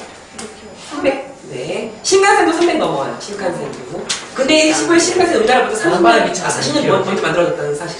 근데 KTX는 러시아에서 프랑스. 프랑스죠? 자, 넘어가도록 하겠습니다. 66쪽입니다. 자, 밑줄로 불교 문화. 뜻을 배웠던 기억이 나죠? 자, 상식인데요. 오른쪽 보겠습니다. 67쪽 나와 있는 고사기라는 책. 고사기는 우리나라의 무슨 당문시다 같은 내용을 기록한 삼국유사 같은 그런 역사책입니다. 일본에서 가장 오래된 책이에요. 무슨 일본서기, 고사기 이런 게 있다고 합니다. 합니다. 저 어딨나요? 같이 보세요. 색깔이 비슷하길래 학교 영어책을 가져왔어요. 아이고. 자, 넘어가도록 하겠습니다. 자, 68쪽 쪽 보면 될 것 같고요. 자, 69쪽입니다. 자, 간무천왕 때 수도를 또 옮깁니다. 어디로 옮겼다고요? 밑줄로 헤이안쿄. 지금의 도시 이름이 뭐라고 한다고요? 민주야? 지금 도시 이름은 교토. 교토. 켰다. 네, 여러분들 위치 잘 좀 기억해 주세요. 그래서 저 교토가 원래 일본의 주요 오래된 역사 도시였었는데 나중에 도쿄로 옮게 됩니다. 잠시 후에 역사 도쿄. 도쿄를 옮겼어요? 네, 이름이 아니라? 예, 이렇게 저도 위치가 네, 똑같잖아요. 자, 거꾸로 해놓은 것 같지?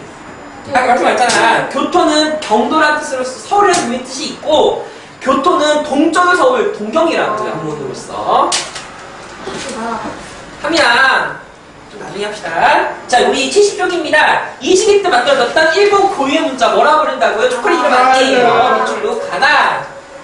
그래서 카타카나가 먼저 만들어졌고요. 나중에 이것을 일본식 고유의 표기로 바꾸게 된 게 바로 히라가나입니다. 요모노.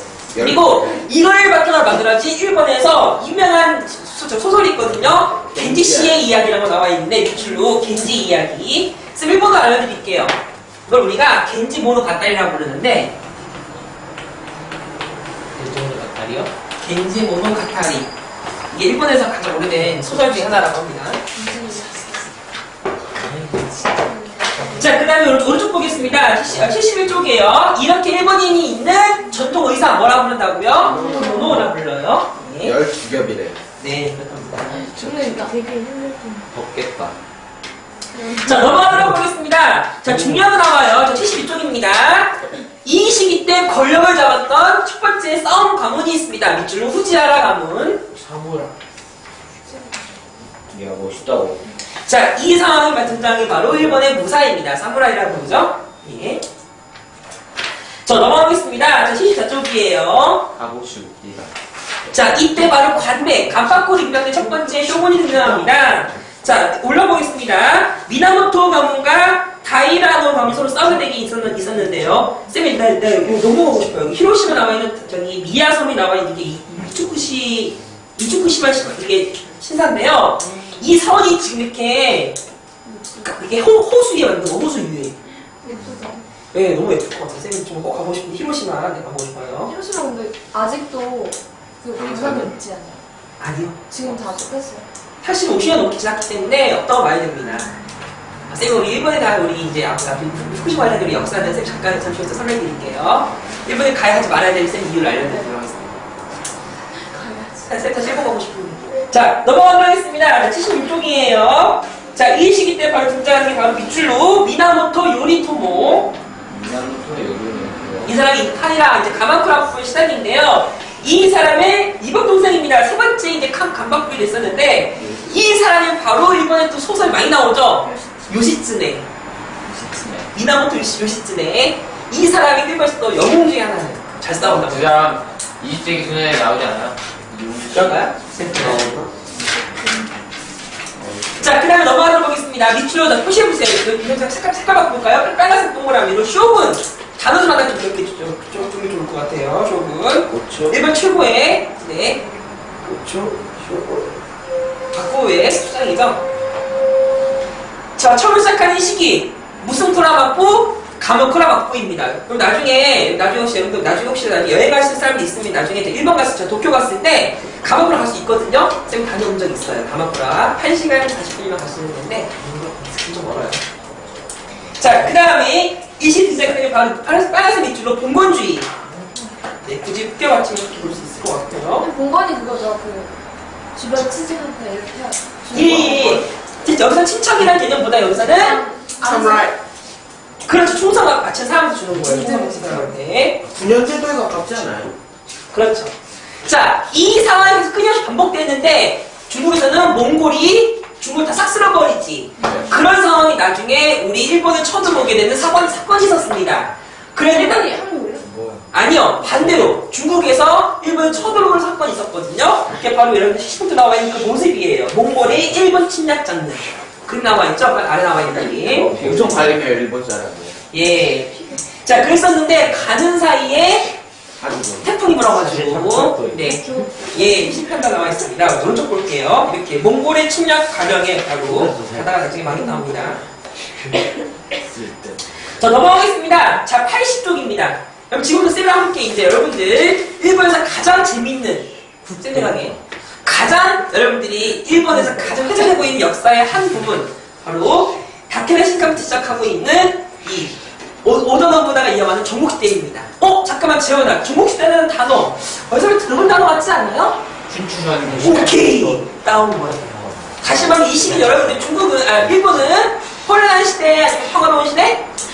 혼란한 시대라는 거죠. 보도록 하겠습니다. 사무라이는 용감한 전사였어.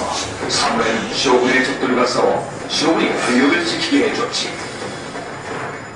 쇼군은 충성을 바치는 사무라이한테 땅과 특권을 내렸고 말이야. 물론 사무라이가 되는 건 쉬운 일이 아니었지. 사무라이들은 훌륭한 무사가 되기 위해 평생 훈련을 했대. 사무라이가 제일 중요하게 생각한 건 명예였대. 사무라이는 지켜야 할 규칙도 따로 있었어. 이걸 부시도, 즉 무사도라고 불러. 사무라이는 충성심, 책임감, 용기, 그리고 명예를 지켜야 해. 주인을 모시면서 충성심, 책임감, 용기를 저버리면 사무라이는 명예를 잃었어. 명예가 한번 바닥에 떨어지면 다시는 회복할 수가 없었지. 명예를 더럽힌 사무라이는 가장이 짧은 단도를 꺼내서 스스로 목숨을 끊었다. 베리 가는 거. 뭐라고? 이걸 세프크라고 하는데 전쟁에 서진 사무라이도 이렇게 목숨을 끊었어. 그럼 명예가 회복된다고 믿었다나. 세프크는 쇼군이나 다이미 옆에서 과연되기를 했대. 사무라이는 여러 가지 무기를 마음대로 들을 수 있어야 했어. 활과 화살은 말을 타고 다니면서 관역을 맞출 정도가 돼야 했대. 물론 제일 중요한 무기는 칼이었지. 이 칼은 가쿠나, 즉 일본도라고 불렸는데 아주 날카롭고 아름답고 성이 담겨 있었다고 해. 사무라이는 가타나를 쉽게 뽑지 않았어. 상대를 베겠다는 마음이 들어야 칼을 뽑았지. 영나의 일본의 바람의 바람. 검식. 네, 일본에 먼저 가까워서 이제 재밌게 볼게요. 쇼군이 이끄는 군사적으로 막부가 권력을 차지하며 일본은 오랜 내전을 끝내게 돼. 평화가 오자 일본인들은 다른 일에 관심을 돌렸지. 그중 하나는 완벽한 아름다움을 만들어내는 거였대. 예를 들어볼까? 일본은 이케와마라는 전통 꽃꽂이가 있어. 어떻게 하는 거냐고? 먼저 조용히 꽃과 나무까지 이파리를 바라봐. 그리고 아름다움과 조화를 생각하며 자리를 잡아주는 거야. 일본인들은 다양한 문화 속에서 고유한 아름다움을 만들어냈지. 동양 사람들은 오래전부터 차를 만들어 마시며 마음을 닦았어. 이걸 다도라고 다도 하는데 문화가 여기서 시작하는 일본인들은 거예요. 다도를 아주 복잡하고 엄격한 의식으로 만들었지. 다도 의식을 잘하는 사람들은 큰 존경을 받는데 차를 끓이고 마시는 행동 모두에 격식이 있었기 때문에 다도를 완벽하게 배우려면 평생이 걸렸어. 그 정도면 그래 완벽하구나. 우리의 그런 녹차랑 티베랑 전혀 비교가 안 되죠? 일본 사람들은 독특한 연극도 만들어냈지. 무대에 오른 배우들은 우아한 동작으로 일본의 신화와 전설 같은 걸 되게 보여줬어. 싫어하다는데. 이게 다 남자예요. 여자가 아니야. 전통 연극을 여자만 거예요, 그게? 여자 분장을 해요, 남자도. 일본 여자도 아주 유명하지. 여자분이야. 중국과 한국뿐만 아니라 세계의 연극 가수도 받아들여서 연구했대. 덕분에 일본의 세계적인 무작위를 만들게 됐고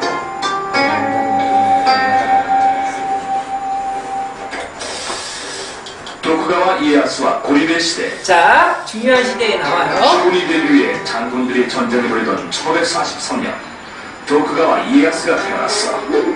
도쿠가와 이에야스는 다시 한번 일본에 큰 변화를 가져오게 되지.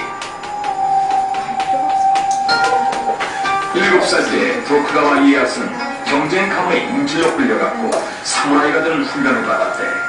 무사도를 배우고 무술을 갈고 닦은 거지. 인질 생활에서 풀려난 건 17살 때였어.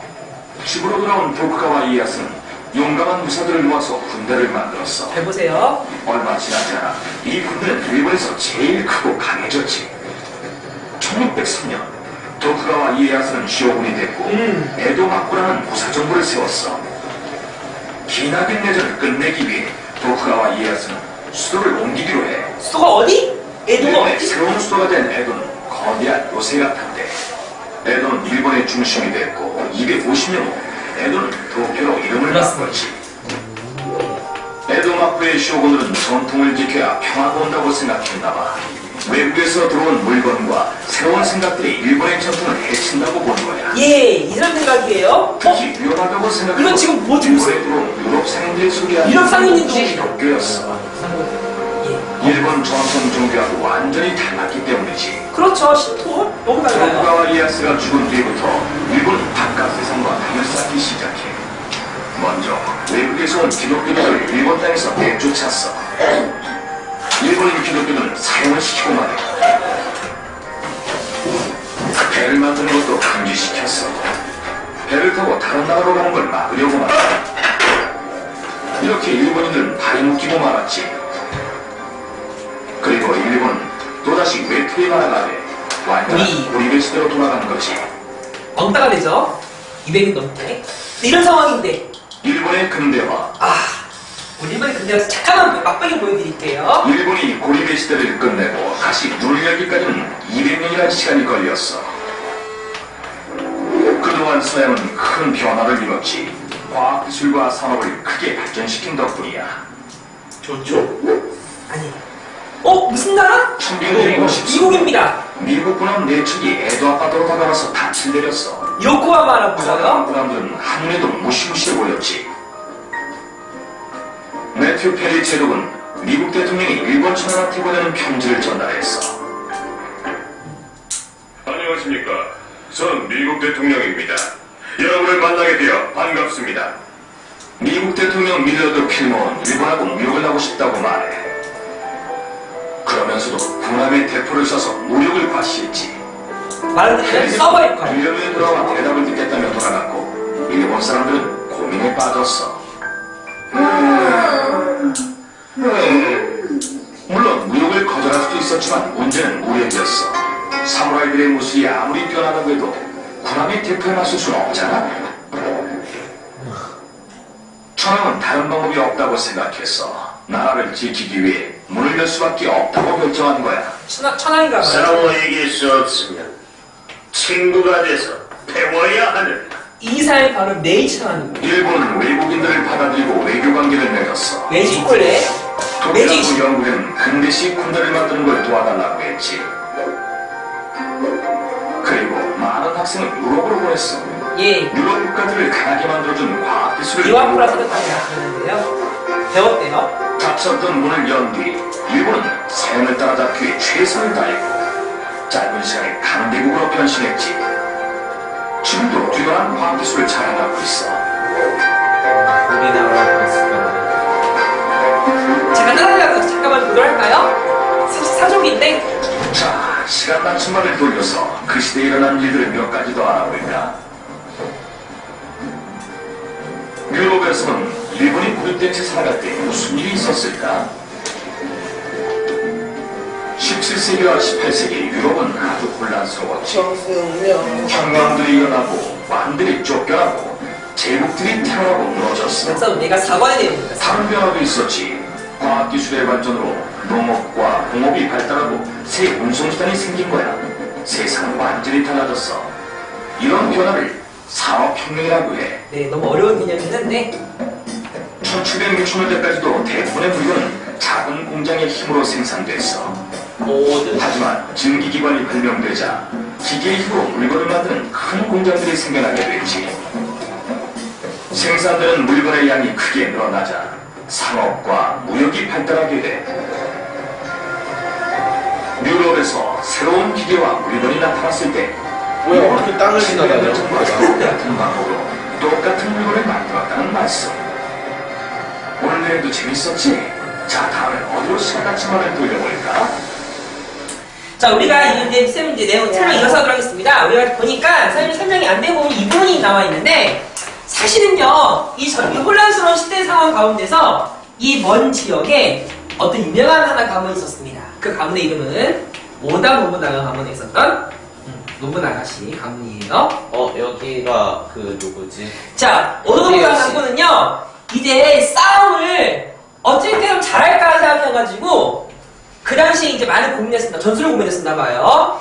자, 이 시기 때 있었던 일본의 유행했던 무기 뭐라고 보였었죠? 아까 방금 배웠지만 카타나하고 활이 있었지. 근데 사실 일본이 계속 고립된 상황에도 불구하고 딱 도시 하나만큼은 일본이 무역을 했었대.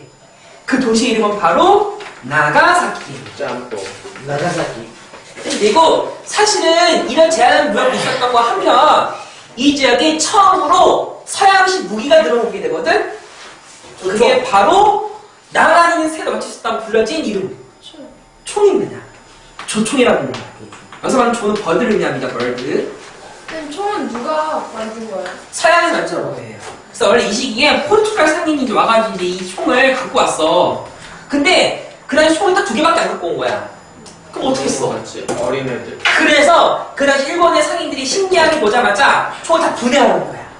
다 분해해서 똑같은 걸 다시 만들어서 열심히 연습해가지고 결국은 이 총을 그대로 베끼는 성공합니다. 카피했어요. 그런데 문제는 뭐냐면 총 한 방 쓰면은 장전 시간이냐? 장전하는데 한 10분 이상이 걸려. 다시 말하면 팔은 연발이 되잖아. 뿅뿅뿅 되는데 총을 한 방 땅 쓰면은 끝이야. 이래 오는 거예요. 그럼 어떻게? 무슨 좋은 말이야. 그러니까 그래서 이것을 오도노부자 장군은 기술력은 이길 수가 없으니까 이걸 전술로 바꾼 거야. 어떻게 하냐면은 바로 여러분들 교재 나와 있는 앞에서 한 발 쏘고 뒤에서 네 장전하고. 82쪽인 그림이 나와 있는데 이렇게 한 거거든요. 보겠습니다. 원령공주에서 나오잖아요. 예, 이렇게 첫 번째 이렇게 적들이 이렇게 있으면요, 적들 앞에 막 올려올 거 아니야. 말떡 야 쳐들어올 거 아니야. 그러면은 첫 번째는 열들이 총을 바로 팡 쏴. 그거보다 막 맞을 거 아닙니까? 그러면은 이렇게 총 쏜 다음에 두 번째 열에 있는 사람들이 앞으로 전진해가지고 조준 발사 탁 깃발 내리는 거야. 그러면은 두 번째 열에서 총을 팍 쏴가지고 이 열을 또 저지하는 거지. 그러면은 쏘잖아. 그럼 세 번째 열에 있는 사람들이 이제 그동안에 이제 열심히 장전 준비했다가 앞으로 나와가지고 조준 발사 통 쏘는 거야. 네 번째 열을 쏘게 되고 그러면은 첫 번째 열이 아까 쏘고 나서 그방 여러 개를 썼을 거 아니야. 그 사이에 장전을 준비해가지고 계속 무한 리필했던 거예요. 총 무한 리필. 그래서 이 굉장히 약간 이렇게 안 좋은 그런 총이었지만 그 전술을 극복하기에는 훌륭한 영웅. 이게 바로 오다 노부나가 장군입니다. 총알 리필이요. 빵. 그리고 이 사람의 길을 이어서 일본에서 이 어지러운 시대를 극복한 사람이 있으니 그게 바로 도요토미 히데요시입니다. 되게 잘한 거예요, 일본 입장에서 보면. 그렇죠. 그래서 이 사람은요, 이 분련되어 있던 그 전국시대를 모두 통일해가지고 하나의 이제 강력한 중앙 집권을 만들어낸 게 바로 도요토미 히데요시, 도요토미 히데요시고요. 이 사람은 오사카성을 중심으로 만들어냈던 사람입니다. 그래서 오사카의 영국부터 도요토미 히데요시예요. 자, 연도는 1590년입니다.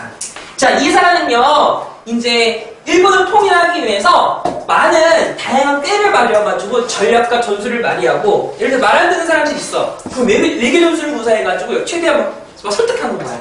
그렇게 해가지고 일본 땅을 어떻게든 이제 통일시켜가지고 이 상을 무마시키는 성공합니다. 이거를 배경으로 하는 모습이 있거든요. 이걸 배경으로 하는 만화가 바로 다들 많이 그랬지? 이 만화예요. 이제 시작해볼까? 와, 아니야. 이제 이제 아시아. 아, 개요괴라는 뜻이야. 개요괴. 예, 개요괴. 강아지. 이거 인디안 신기없다. 아니야, 야샤는 그래서 이렇게 하면 나타나는 활이 여기서 등장하는 거야.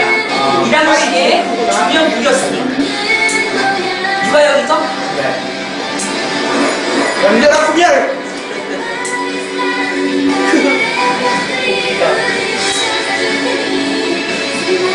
벌써 어때 이거만. 저거 엔딩 좀 웃기는데. 자, 부모기, 내가 쌤이 부모기. 시간 없는 관계로 쌤 몇 개만 부모기야. 어? 무슨 부목이야? 공목인가? 뭔가? 뭔 소리야? 그건 누가 있나? 부목은 블리치고 쉽구나. 어? 믹스래. 마카야면서. 잠깐만요. 이런 상황을 사실은 이제 어떤 게 벌어졌었냐면요. 이건데요. 잘 들어주세요. 자, 일본은 오랜 시간 동안에 지금 이제 분열된 상황을 통일합니다. 도요토미 히데요시가. 근데 생각해보세요. 어떻게 했냐면은 딱 이런 상황인 건데 왕. 자, 지금 오랜 분열 시기 때 각 지방의 영주들한테 도요토미 히데요시가 내 말을 따라라. 세금 내라. 라고 하는 거야. 그럼 세금 내겠어? 완전. 수백 년 가까이 많은 지금 부하들이 말 안 들어왔었는데 그러면 이제는 이 싸움꾼들, 사무라이들이 이제 평화시계 오면 할 일이 있어 없어? 없어. 없지요. 백수. 그럼 또 있습니다. 그 제가 말씀드린 또 백수가 될 것이고요. 백수. 또 두 번째 상황은 어떤 상황이냐면은 그동안에 자신의 말을 잘 듣던 부하들한테 상을 줘야 돼. 근데 이미 많은 지역은 다 주인이 있어요. 땅이 필요하겠지. 그럼 땅 어디서 얻어내? 심리학. 뜯어내야지. 그게 바로 이 상황입니다. 여러분들이 오늘 써야 첫 번째 논술 주제는 바로 이겁니다. 도요토미 히데요시가 일으킨 임진왜란 명량해전 왜 일어났을까 여러분들? 선생님이신 차명 선생님이 우리 이야기를 들으면서 내용을 보도록 하겠습니다. 선생님 영향을 보여주시죠. 조경사를 사랑하시는 네, 한국 봤는데. 국민 여러분들 안녕하십니까? 한국사 전문가 설민석입니다. 자, 이번에 명량이라는 영화를 통해서 여러분들을 찾아뵙게 되는데요. 이 명량에서는 배경이 임진왜란 아닙니까? 일단 임진왜란 보고 영화 이야기를 들어보겠습니다. 자, 여러분들이 이 배를 이제 이해하실 임진왜란 있습니다. 외인들이 잘 보세요. 그래서 임진왜란인데요. 지도 한번 보실게요. 자, 중국이 있고 우리나라가 있고 명나라, 중국이 펼쳐집니다. 조선, 일본입니다. 여기는 일본을 주목을 하셔야 되는데요. 100년 동안 자기들끼리 치고받고 있어요. 이걸 전국시대라고 합니다. 기억나죠? 당시는 도요토미 히데요시가 조조로 통일을 했는데 문제는 너무 불안정한 그렇지. 내부적인 결속이 필요했어요. 세금 안 내. 홋카이도는 왜 안 돼 있어요? 이 사람은 전쟁 통일 능력을 발휘하는 사람인데 이 평화의 시기는 그다음에 뭐 하는 일 없이 백수 죽어야 되는 그쵸, 백수죠. 안 돼. 이들의 에너지를 표출할 수 있는 분출구를 찾아야겠다는 예. 생각을. 자, 이런 상황에서 일본이 드디어 우리나라를 침공을 한 겁니다. 맞아, 이런 거예요. 쳐들은 거죠. 그들의 생각은 뭐냐? 조선의 힘을 그런 것처럼 걔네들 입장에서 빠르게 서울까지 치고 올라가서 선조임금을 인정을 잡는 겁니다. 그래서 그를 볼모 삼아서 군사들을 도와, 그리고 불량기를 도와. 그래가지고 총을 가지고 조선인들의 앞장 세우고 중국으로 쳐들어가려고 했던 거죠. 이런 그 전략이 있어요. 세상에 우리 선조가 상상도 하지 못한 업적을 남기시죠. 한양을 보내고 운수를 도망을 했다. 서울에 따라갔더니 임금이 없는 거예요. 일본인들은 여기서 내가 이게 왜 그럴까요? 일본의 부사들은요, 아무리 작은 성에 성주라도 나타나지. 성을 거두고 명예, 의리, 대단히 있거나 아니면은 딱 한국이에요. 한국 세상에 성주도 아니고 나라의 이름이 우리나라 나라가 다르니 수도를 버리고 도망을 가니까 일본인들은 이거 어떡하지? 우리 어떻게 해야 돼? 그러면서 서울에서 주춤주춤 평양에서 주춤주춤 시간을 보내고 있었던 거죠. 이 시간이 이순신한테 골든타임이었습니다. 선조가 똑똑했네. 일본을 칠수 똑똑한 게 아니야. 천재적이었네 선조가. 그리고 이제 일본의 2차 목표는 뭐였냐면 일본은 1차로 치고 올라가죠. 그리고 2차 부대는 여기는 남해안을 돌아서 이렇게 서해안을 나가사키. 가면서 일본의 1차 부대에게 이제 무기와 식량을 공급하겠다. 이것이 그들의 계획이었는데 이건 우리 이순신 장군께서 좋게 끊어버리는 거예요. 해전에서 아예 그냥 씨를 말려버립니다. 그러니까 일본인들은 배고프잖아요. 무기가 없잖아요. 힘이 빠집니다. 그래서 2년 만에 군대를 철수하게 되니 이것이 임진왜란이 됩니다. 자, 그리고 이제 3년 동안 휴전에 들어가죠. 그리고 휴전이 결렬되고 나서 1597년에 정해년의 제2차 외인들이 또 쳐들어옵니다. 이게 2년 동안 벌어진 정유재란이 되고요.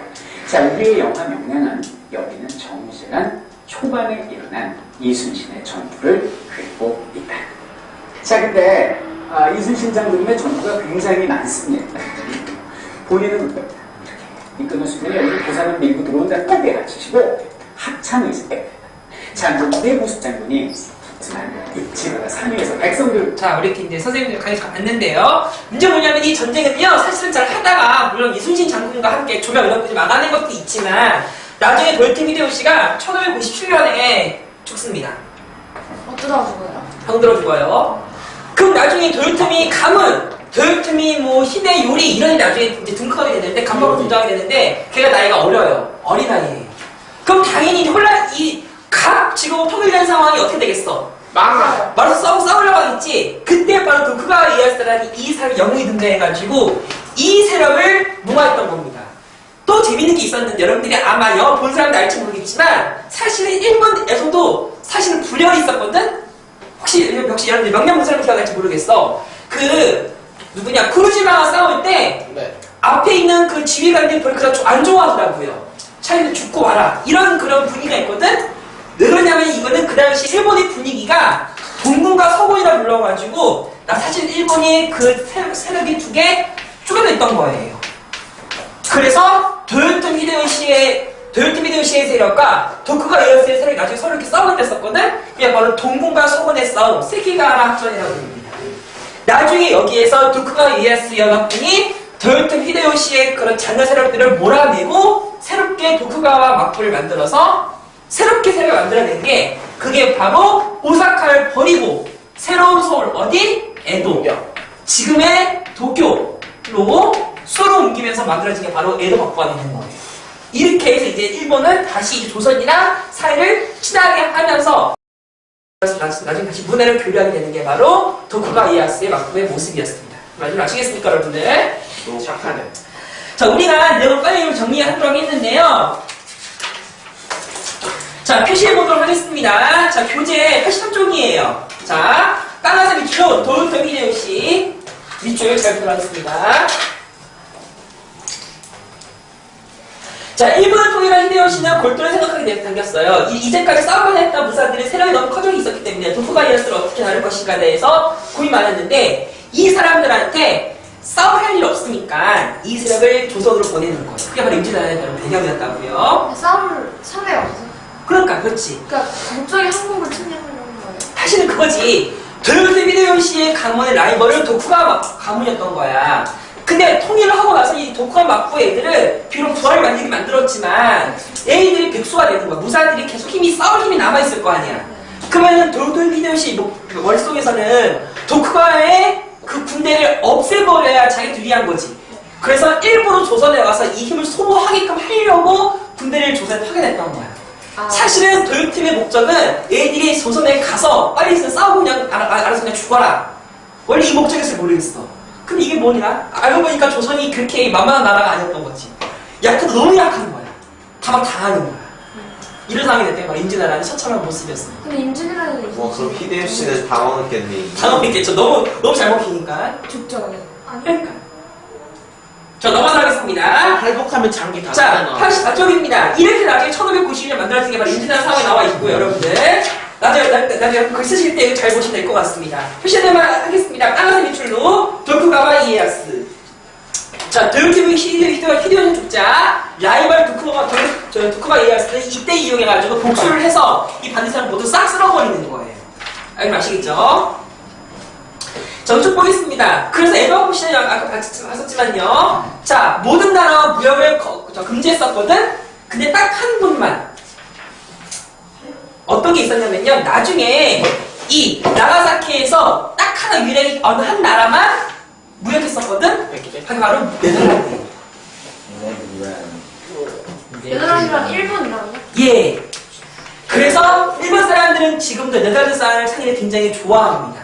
그래서 사실 나가사키에 재미있는 게 하나 있는데 하우스텐보스라고 하는 곳이 있거든요. 이게 네덜란드 마을을 이렇게 재현해놓은 마을이 이렇게 관광지로 있고요. 그리고 또 나가사키에서 네덜란드 항공을 배운다 해가지고 뭐 화란, 뭐 란하 이게 무려 난자라는 글자인데 많은 문화 남아있는 게 바로 일본의 나가사키에서 다 찾아볼 수 있다고 합니다. 근데 왜 네덜란드랑만 했어요? 왜냐면은 그 당시에 포르투갈, 스페인, 그 당시에 프랑스는 없죠. 영국은 없고요. 딱 쳐들어오면 무조건 다 당시 무역하자고 오는 것이 아니라 다 열심히 전쟁하려고 오는 거야. 다 싫었던 거야. 근데 네덜란드만큼은 그런 게 많이 안 보였기 때문에 무역만 하자 이렇게 해서. 네, 다 막는 것이 아니라 네덜란드만큼만은 이용해가지고 서양의 좋은 훌륭한 게 있으면 좀 배워야지 라고 생각에 무역 제한을 했던 거예요. 좀 아시겠죠? 자, 여기 위에 나와있죠. 나중에 훗날에 미국은요, 밑줄로, 파란색 밑줄로 패대제들과 의해서 개방할 때까지 철저히 일본은 세국 전쟁을 펼쳤습니다. 아시면 될 것 같고요. 우리 이것만 이렇게 자꾸 수업 쉬었다 하겠습니다. 우리 사람 역사이야기 나와 있는 86쪽인데요. 여러분들이 쓸 내용이 바로 두 번째 논술 주제입니다. 86쪽 우리 지금부터 우리 책 읽는 방법 아시죠? 네, 여러분들 이따가 여러분 잘 알아서 이렇게 싹 빼먹어보세요. 자, 뭔 소리냐면은 보온이랑 문주는요, 여러분 책 읽는 모습 딱 보시면서 여러분 어떻게 하면 알 수 있을 것 같은데 어떻게 하는 거냐면요, 충고가 이렇게 읽다가 글씨가 틀려. 그럼 제가 재빨리 딱 캐치해가지고 읽으면 됩니다. 왜 때려? 아, 진짜. 예. 네. 자, 여러분 지금부터 발표보겠습니다. 일본의 전국시대 3대 영웅 한 명 빠져있는데 원래 저기 다케다 시대に빠져있는데 오다 노부나가, 도요토 히데요시, 도쿠가와 이에야스 여러분들이랑 누구를 본받을래? 라고 하는 재미있는 일화가 남아있는데 우리가 이 내용을 같이 보도록 하겠습니다. 아시겠죠? 자, 제형이 보도록 하겠습니다. 네. 보여주세요. 일본을 이끈 3명의 인물. 네. 왕실이나 귀족 가문의 혈통이 아니면서도 누구도 감히 오를 수 없는 위치에 오르게 된다면 그는 매우 뛰어난 인물일 것입니다. 틀리면 있는 거예요. 네. 그런 의미에서 다음 3명의 인물은 뛰어난 인물임이 분명해요. 오다 노부나가는 지방의 작은 영주에게서 영주에게서 독특한 그의 성격 때문에 어린 시절 큰 멍청이라는 별명을 갖게 되었어요. 그래서 그가 훗날 일본의 역사를 바꾸려고는 아무도 예상하지 못했어요. 하지만 오다 노부나가는 영주를 물려받은 후 신분에 관계없이 능력이 있는 자를 국정에 기용하여 이름을 바꿨어요. 그 결과 오다 앞에 있는 다른 묘들보다 다른 다이묘들보다 훌륭한 인재들이 일본어 어렵지? 많았어요. 그날 일본을 통일하게 된 히데요시던 오다 노부나가 이가한 전쟁에 이기서 노위를 농민 출신으로 출세할 수 있었던 거예요. 그는 대포와 총기 같은 신무기를 개발하고 시절을 개방한 전국 안 보이잖아. 각지 자신의 영주를 물려들도록 하였어요. 그 덕분에 그 기준을 보여줄 수 있었어요. 오다 노부나가는 백예나루가 전쟁이 남마다 일본의 통일하는 데 결정적인 역할을 하였으나 불행하게도 부하가 난을 일으켜서 기자 장자라였어요. 이게 뭐야 이게. 라물려 농사를 지었다면 그의 부하 장수였던 도요토미 히데요시는 맛있게 먹은 인물로 맛있게 먹은? 네. 굳이 신분을 따진다면 일본 통일을 완성한 히데요시야말로 정말 행운을 안고 태어난 셈이지요. 당시로서는 도저히 오를 수 없었던 위치에 오른 인물이니까요.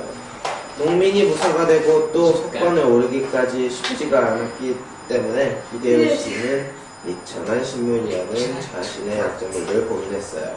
또한 히데요시가 일본을 통일했다고는 하나 아직 그에게는 커다란 벽이 남아있었어요. 남아있었어요. 그 히데요시도 어쩌지 못하고 그 세력을 가진 도쿠가와 이에야스 이해하였어요. 히데요시는 마치 그 조선 침략을 단행하였고 이제까지 싸움만 있었던 무사들은 이 조선을 오야스는 침략하기 위해 뭐야? 배를 타고 건너오게 됩니다. 이오야스. 당시 조선에서는 일본이 전쟁 준비를 하고 있다는 사실을 알고 있었으나 또 보십니까? 제대로 막지 못했어요. 그것은 조선이 가진 군사 지휘 체계 넌 때문이었어요. 조용히 해. 이른바 제수금 방명이라고 하는 제도인데 정규 처세를 주민이 조용히 해. 바로 맞대는 그렇지. 게 아니라 일단 중앙에 보고를 올립니다. 그러면 중앙에서 지휘관이 내려와 군사를 모으고 장수를 선출하며 싸웁니다. 네, 몇 틀렸는데. 그 사이 적은 이미 부산을 무너뜨리고 한약을 하게 되었어요. 그래서 진강법으로 바꿨어요. 선조로 보고라고 하는 제도도 있죠. 함이나 이것도 너 틀렸어? 적이 침범으로 우선 싸우고 나중에 보관의 형식을 취하면서 비로소 일본 군대에 맞서 싸울 수 있었고 승리를 할 수 있었답니다. 어쨌든 히데요시는 승리할 수 있었습니다. 했습니다. 도중에 사망했어요. 히데요시가 죽자 도쿠가와 이에야스는 오, 야스. 기다렸다는 듯이 틀렸어. 왜 히데요시의 자식과 그를 따르던 무리를 제거하고 일본을 장악하였어요. 뭐야 야. 이로써 일본은 야, 수도를 뭐야, 사퇴해서 진짜. 틀렸어요. 일본적인 에도 시대를 열게 되지요. 오다 진짜. 노부나가 도요토미 히데요시, 도쿠가와 오야스. 이에야스 이 세 사람을 빗대어 하는 말이 있답니다. 잘 들으세요. 세상에 갇혀있는 새가 울지 않으면 오다 노부가나 너무나는 그 새를 죽인다. 히데요시는 어떻게 하든 새로 오르게 한다. 우르게 한다. 도쿠가와 이에야스는 세상 앞에서 그 새가 울 때까지 기다린다. 자, 우리가 잠깐 정리한 다음에 우리가 이제 쉬었다가 우리가 이제 본격적으로 글쓰기 이제 돌입하도록 하겠습니다. 치킨! 잠깐만 쌤 아직 안 끝났으면 잘 들어주세요. 이게 굉장히 유명한 주제인데요. 잘 다시 좀 정리해 보겠습니다. 예를 들어서 어떤 두견새가 안 울었대. 울고 싶어. 그러면은 이 세 사람은 서로 다른 방식으로 새를 울겠다고 합니다. 잘 보세요. 어느 것보다 새가 안 눈데 그러면은 이 죽여버려. 늘어간다는 거죠. 자, 도요토미데요시는 새를 어떻게 하면 울게 할 수 있을까 떼를 부려가지고 이 새한테 열심히 선택하거나 굴려주거나 이렇게 해서 새를 울겠다는 겁니다. 도쿠가 이에야스는 재밌어. 새가 안 울어. 가만히 앉아있는 거야. 네가 우나 내가 이기나 두고 보자 라고 가만히 지키다가 인당 있다가 언제까지 울 때까지 울겠지 라고 꾸준히 참고 인내했다는 거예요. 그 무슨 의미예요? 입 안에다가 자, 뭔가 무슨 소리냐면은 기다렸다는 뜻 아니에요? 네, 사실 중요 발표 주제는 이거입니다. 비록 이 전국시대 때 세 사람의 영웅이 일본을 정말 잘 조지했지만 이 사람들이 일본을 장악하는 방식은 먼저 다녔다는 거야. 오노부다 장군은 천민 출신이었었는데 점점 세력을 노력해가지고 하나하나 다 읽어낸 사람이었고요. 그 읽어낸 것을 멜름 먹은 게 도요토미데요시입니다. 이렇게 도요토미데요시가 전국을 장악하면서 자신의 힘을 억누르는 것을 계속 참으면서 언젠가 도요토미데요시가 죽을 때 이용해서 마지막 마무리했던 게 바로 도쿠가와 이에야스였다는 거죠. 여러분들이라면은 어떤 사람의 일대기를 여러분들이 본받으면서 회사를 운영하고 새가 있습니까? 운다는 거는 통일을 말하는 거예요. 그러니까 잠시 후에 쉬었다가 우리가 여러분들이 각각의 고민을 통해서 우리가 이어서 보도록 하겠습니다. 아시겠죠? 자, 소영이나 꺼주세요. 체크!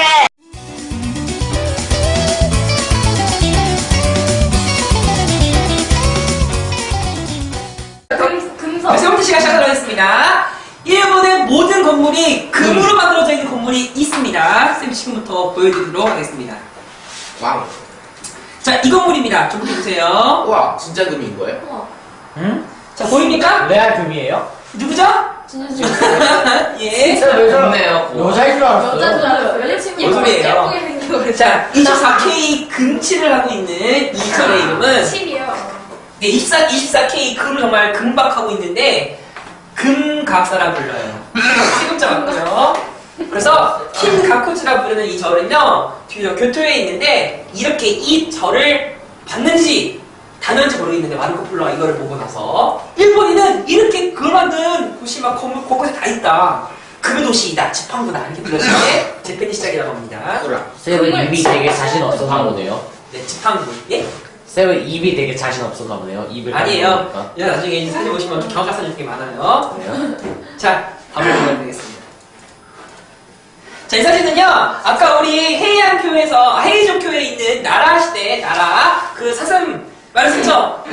애들한테 과자 들고 있으면 맞아 죽어요. 예, 그래서 쌤이 지금 내 가져서 참아내 입에서 내가 못 튀게 하고 내가 지금 저 떨어뜨린 거예요. 이거 먹고 있는 장면입니다. 손에 쌤이 가져가고요. 학창 시절이에요, 쌤? 예? 학창 시절. 예, 쌤이 4년 전 모습이에요. 아니, 이렇게 손에 들고 있으면 이게 빨리 달려들어. 뜯고 막 받아. 예. 그래서 되게 아파. 자, 이건 이제 도다이지라고 하는 이 절이 있는데, 나 순간 깜짝 일본에서 동해안에서 제일 큰 목조 건물, 동대사 도다이지에 있는 건물인데, 기둥이 하도 커서 나중에 이렇게 기둥에 구멍 뚫어줬습니다. 이렇게 나 지나가서 계속 갈리는 줄 알았어, 지금. 있어요. 약간 역사가 좀 느낌이 많이 나죠? 이제 사슴은 예, 귀엽다. 나라고요. 아, 귀여워. 자, 히메이지라는 성입니다. 히메이지, 일본에서 3대 미성이라고 부르는 아름다운 성이라고 부르는 성인데, 이제 이 성에 이제 쌤이 다녀온 사진이고요. 이게 상징 사진, 배경 사진 이겁니다. 어. 하나도 안 보여. 그리고 여기는요, 이렇게 쌤이 후배가 쌤을 이렇게 칼 치고 있죠. 쌤 이렇게 머리 쓰고 있고요. 이렇게. 그렇습니다. 자, 학교 다니는 거고요. 그 학교가 지어져 2010년이네요. 예.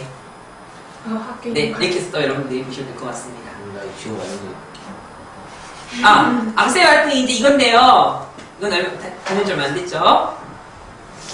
여기가 이제 아스카라고 있는 곳에 아까 호류사 우리 공부로에 쓰인 담진 여기 가서 열심히 이제 이렇게 금단 벽화를 그려준 건데 사실 이 그림이 많이 지금 훼손돼가지고 현재 지금 복원 중입니다. 그래서 나중에 이제 일본 여행 가시면 보실 수 있을 것 같고요. 자, 여러분들이 일본 여행 가면은 사실은 어려운 중요한 이유가 있습니다. 뭐냐면요. 사실은 후쿠시마 원전이 무너지고 나서 사실은 그 핀폭 같은 관련해서 솔직히 당연히 후쿠시마만 가면 절대 안 되죠. 사실은 후쿠시마에서 서울까지 거리보다 사실 후쿠시마에서 오사카 거리가 훨씬 더 멀거든요. 그래서 우리나라 서울보다 더 멀기 때문에 안전한 게 아니냐라고 말할 수가 있겠는데 문제는 그게 아니라 후쿠시마에 나는 수많은 그 특산물에서 농산물이에요. 후쿠시마에는 오이, 가지, 쌀 이게 저희 특산품들이거든. 일본의 쌀이 많이 맛있대. 그럼 나중에 어떤 일이 벌어지겠어? 나중에 후쿠시마에서 만들어진 쌀들을 일본 전역으로 나중에 이렇게 보낼 거 아니야. 그래서 일본의 수많은 먹거리 농산물들 안에 후쿠시마 원자에서 나왔던 그런 이제 방사능이 이미 오염되어 있는 거야. 이미요? 예. 먹고 죽을 엄마 거. 가는데. 그래서 일본의 음식물들에 아주 극미량이 아마 잔재가 남아있다고 보시면 될 것 같습니다. 그냥 먹고 죽는다고 그래서 생각하면 솔직히 여러분들이 약간 아쉬운 부분이 있는 게 이미 여러분들이 우리 입속에 사실은 있을 수밖에 없는 게 일본이나 우리나라 바다를 공유하잖아. 동해 바다를 공유하기 때문에 사실 그쪽에 있는 물고기라면 솔직히 방사능이 정말 미량으로 남아있을 수밖에 없어요. 그래서 여러분들이 솔직히 우리가 어를 먹게 된다면 어쩔 수 없어. 근데 특히 사실 이미 결정적으로 문제가 뭐냐면은 후쿠시마에서 만들어진 농산물 때문에 문제라는 겁니다. 그래서 여러분들이 앞으로 솔직히 다른 지역에 가더라도 일본의 여러분들 밥을 안 먹을 수 없잖아. 여러분들 이렇게 뭐 우동을 안 먹을 수가 없고 두부를 안 먹을 수가 없기 때문에 바로 이런 부분 때문에 사실 문제가 이런 후쿠시마의 농산물이 참 문제 많이 되고 있는데 더 황당한 게 있습니다. 이 후쿠시마 농산물을 일본 정부에서 열심히 사 먹으라고 권장을 해요. 아, 알아요. 이게 문제예요. 그래서 또 아이돌이 그거 먹자고 막 선전했대요. 어. 3년인가 갑자기 방송 그 예. 그거 아니 아나운서가 뭐 아나운서는 한 달만 앉아서 바로 이렇게 이 당근은 정말 안전하죠 하고 맞아. 먹었는데, 예. 그러니까 이런 식으로 지금 국가에서는 이렇게 후쿠시마 농산물이 안전하다고 이렇게 계속 홍보를 하고 있기 때문에 많이 먹으라고 했었고, 심지어는 2년 전에 이명박 대통령과 중국의 이제 시진핑 여러 많은 이제 사람들이 일본에 가서 이제 육자회담을 하러 왔었을 때, 아베 신조 총리가 후쿠시마에 가서 농산물을 먹자라고 끌고 가가지고 먹인 거야. 이명박 대통령한테. 그래서 이명박 대통령 이명박 드셨죠. 방사능을. 그때 죽었으면 괜찮았을 텐데. 아니 뭘 그런 소리 안 됩니다. 그래서 이런 부분 때문에 사실 이 농산물에서 만들어진 이 담배 마셔! 참 진짜 무섭죠. 그러면 일본 뼈 박사. 그러니까 후쿠시마. 사실 이미 먹거리 빨리 마셔. 됐기 때문에 우리 뭐 기타 규슈 지방을 가든 히로시마를 가든 오사카를 가든 이 농산물 문제 때문에 먹는 것 때문에 문제예요. 그럼 만약에 여러분들 그 피할 수 먹는 걸 없어요. 다 싸들고 갔어요. 그럼 괜찮아요. 근데 그럴 수가 없잖아. 어떻게 가서 여행 가서 어떻게 한국 거 우리나라 거 먹을 수는 없잖아요. 라면만 먹어 라면만. 겁니다. 안돼. 자, 여러분들이 쌤 다시 한번 내가 말 좀 정리해드리면 잘 들어주세요. 여러분들이 오늘수 중요한 논술 주제가 하나가 바로 임진왜란에 대한 배경 쓰시는 거고요. 두 번째가 아까 3내용 기억납니까? 누구랑 누구랑 누구? 읽어드리려 1번 3내용 누구 나오셨다고? 오다 오다 노부나가 노부나가 이게 어려워요. 히데요시 요토미 히데요시, 도쿠가와 이에야스 이 세 사람을 가리켜서 많은 사람들이 나는 누구를 닮을래 라고 하는 일본에 서로 이렇게 막 토론, 재밌는 토론을 많이 한다고 하는데 우리나라에서도 그걸 한 적이 있었다고 합니다. 여러분들 잠깐 참고를 하면서 좀 글쓰려분들 방향 잘 좀 밝게 잡아보세요. 이슬람 쌤 읽어드리겠습니다. 자, 우이지 않는 새를 이렇게 했다고 합니다. 자, 일본의 전국 통일의 새 위인 리더십을 뽑자면 지금의 검도 실력 발달도 비슷하지 않을까 하는 이제 검도를 배운 사람을 이렇게 비유했다고 합니다. 오다 노부나가 말했던 말. 운전하는 사람 어떻게 해라? 죽여라. 걸었어.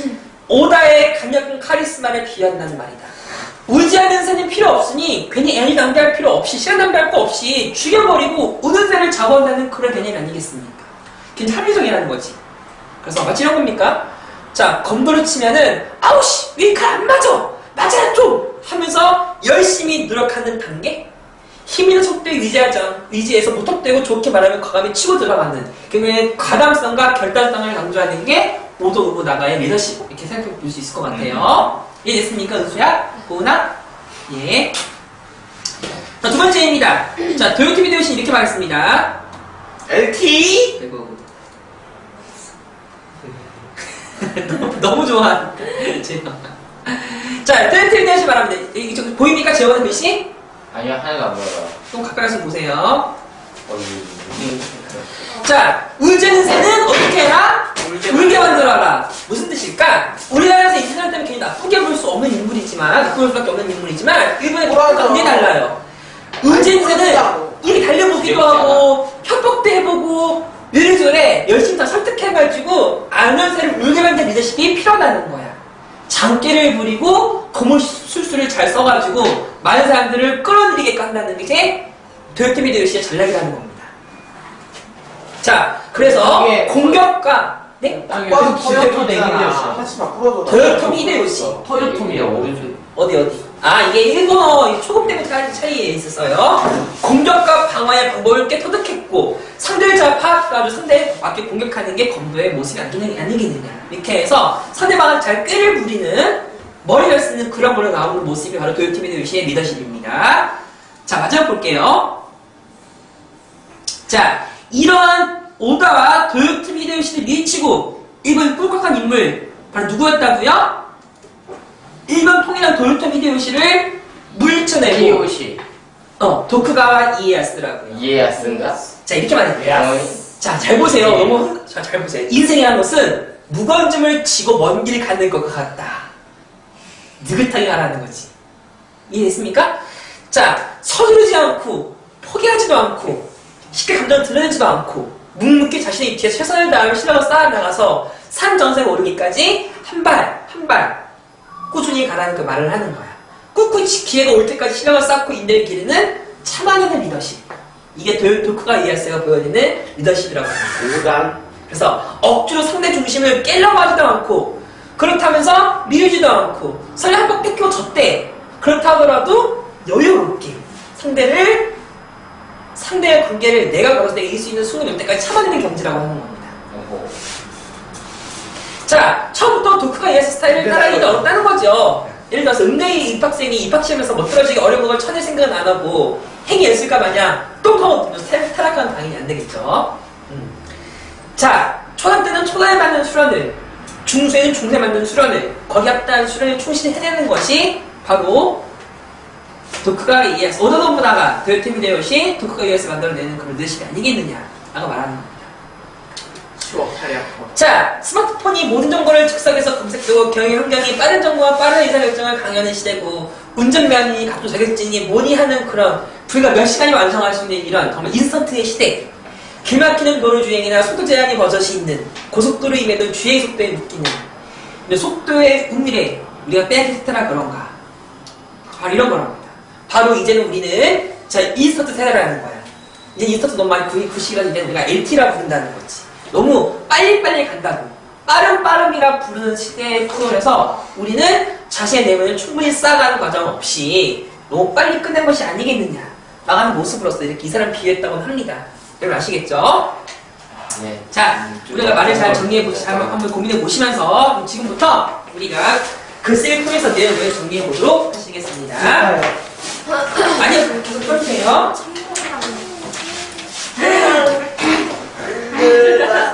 근데 사실 일본에서는요 솔직히 도요토미 히데요시를 상당한 영웅을 모시는 것 같아.